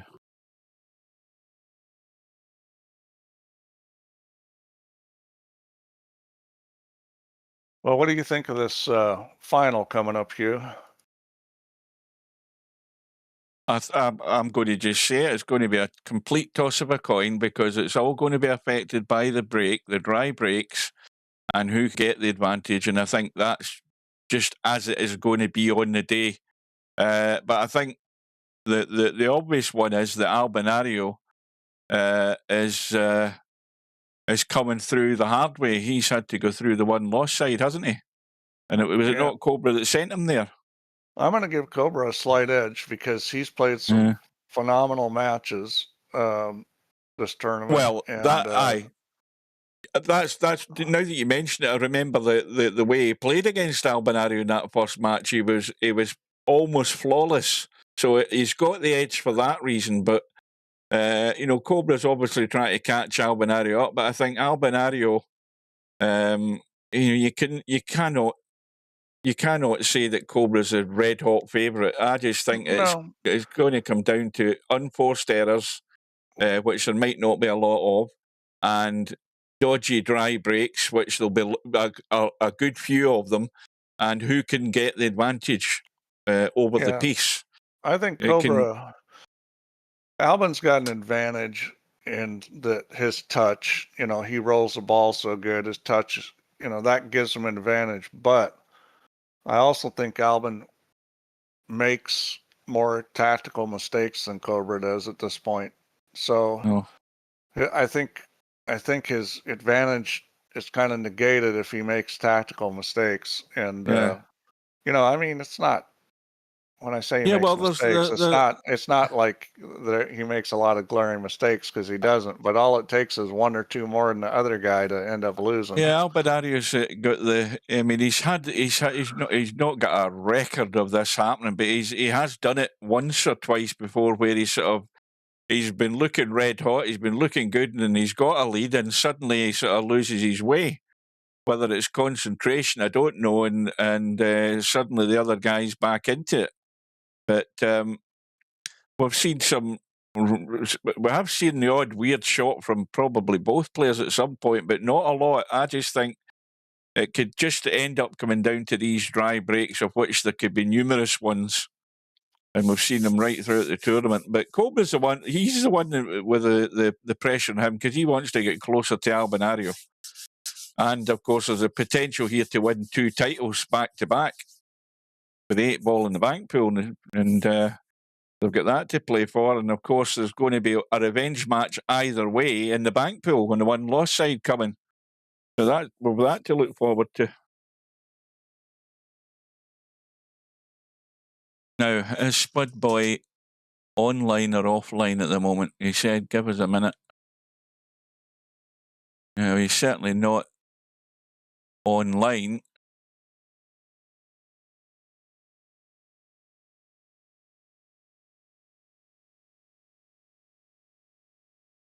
It wants your serial. Right, so it's come up with the box, with the window in the top left. It's going to ask for the serial, because when you delete that directory, you lose the serial, so you got to put it back in. Yeah, that's no problem. Just log into your account on your external browser. Yeah, just log into the website and go to the downloads page, and you can view your serial and just cut and paste it in. Yeah. Either one of them, I don't know. We kind of did pretty much a clean sweep there. We didn't delete the registry, but I don't think that's where there's an issue.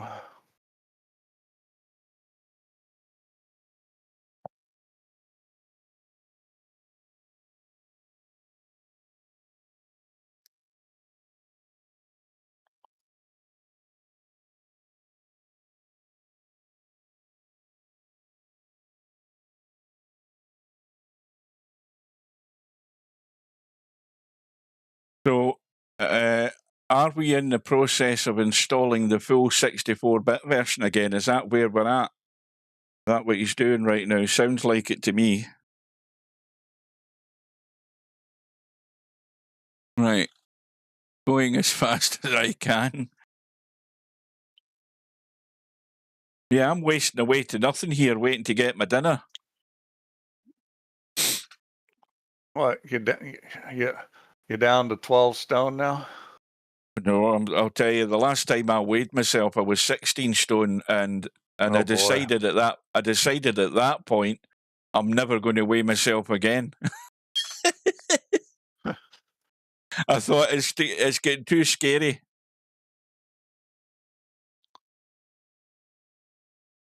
Or whatever that is in American pounds.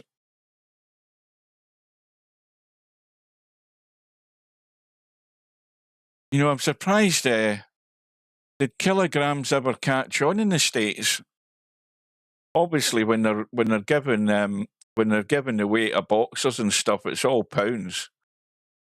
They don't entertain kilograms, and mind you, I have to admit that in 1970 or whenever it was that they brought in decimalization, I'll say that again, decimalization over here, and we went to pounds and pence. They tried to train us up for litres and centilitres and millilitres and all of that stuff at school when I was a kid. And that went in one ear and out the other. I mean, I still go in feet and inches and yards. I mean, horse racing still goes in furlongs, for goodness sake. And how many centuries has that been around? I want you to install the full beta version. The full 64-bit beta.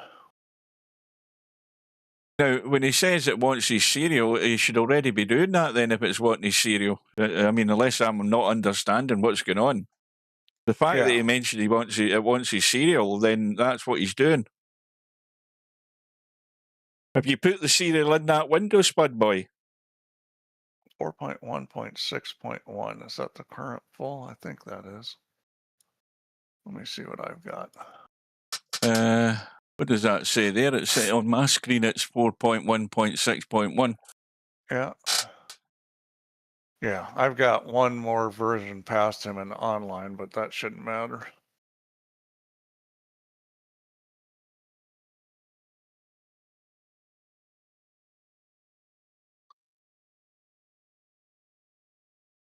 I know what I'm going to do.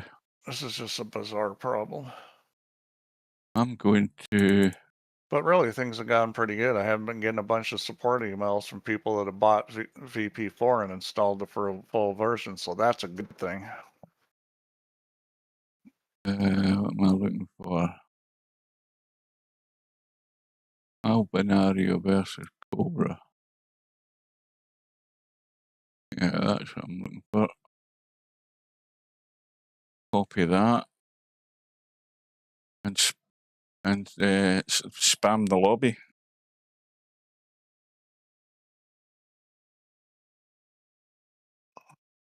Which is in an hour and 55 minutes time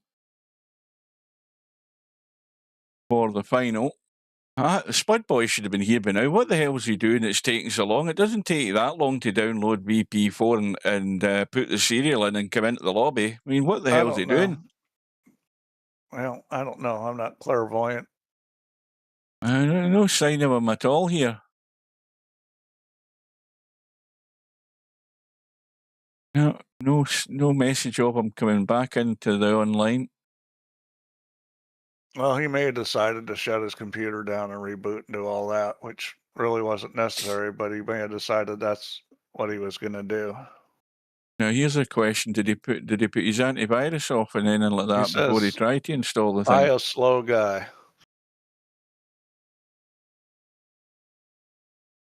Well, there's slow and there's, I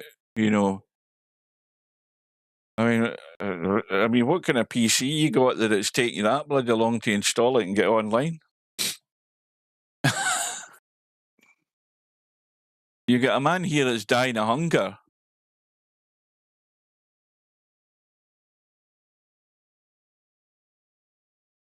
Oh, by the way, you said you're going to be here for this stream later on, Steve. I just hope that you take over the commentary for quite a bit, because I'm bound to fall asleep. Judging by my efforts in that Friday night 9-ball the other night and jumping out of the actual stream before the final, the prospects aren't good. You better make sure you put the pot on before this thing starts so you're ready. Right, well, here he is. He's he says he's slow, right? We'll accept that. He's back. He's back. He's back in the lobby. Sorry, now, what's happening? How about, well, at least it's sorry it didn't work. Well, he's probably got to create a room now or go in a room. PC fast, person slow, right? I mean, the chat's appearing in the window, so he can obviously see the chat. So he's not got a graphic problem there.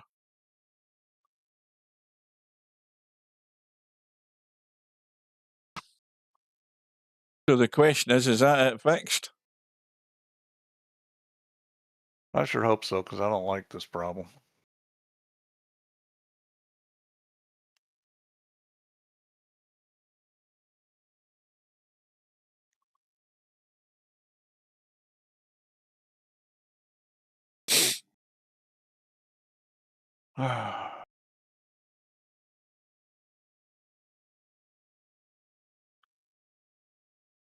He says, I'm in game room, leaving now. And is he still online, or is he foobar? Yeah, no, he's in the chat. He's in the chat. He's in the lobby.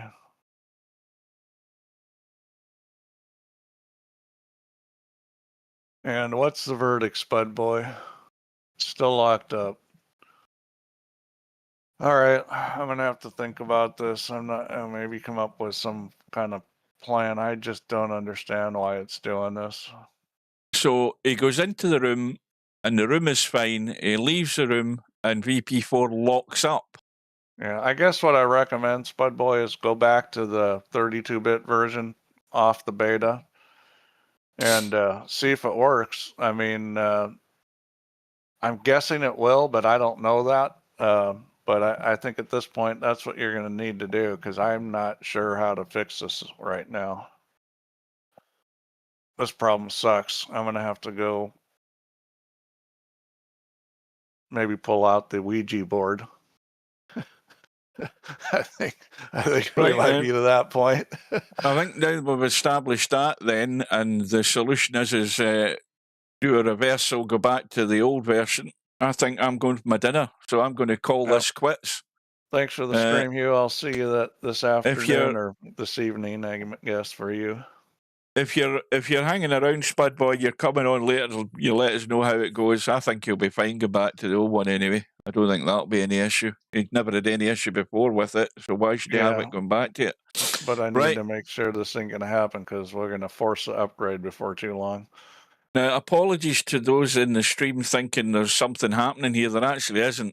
We're going to call this quits, and we'll be back in about an hour and 50 minutes' time, or just before that, for the final of the 8-Ball World Championships in VP4 between Albinario and Cobra. I hope you can join us then. Thank you to Steve. Thank you to Spud Boy, and thank you to anybody else that's still hanging around here expecting something to happen. But we'll see you later. Right, take care, folks. See you later.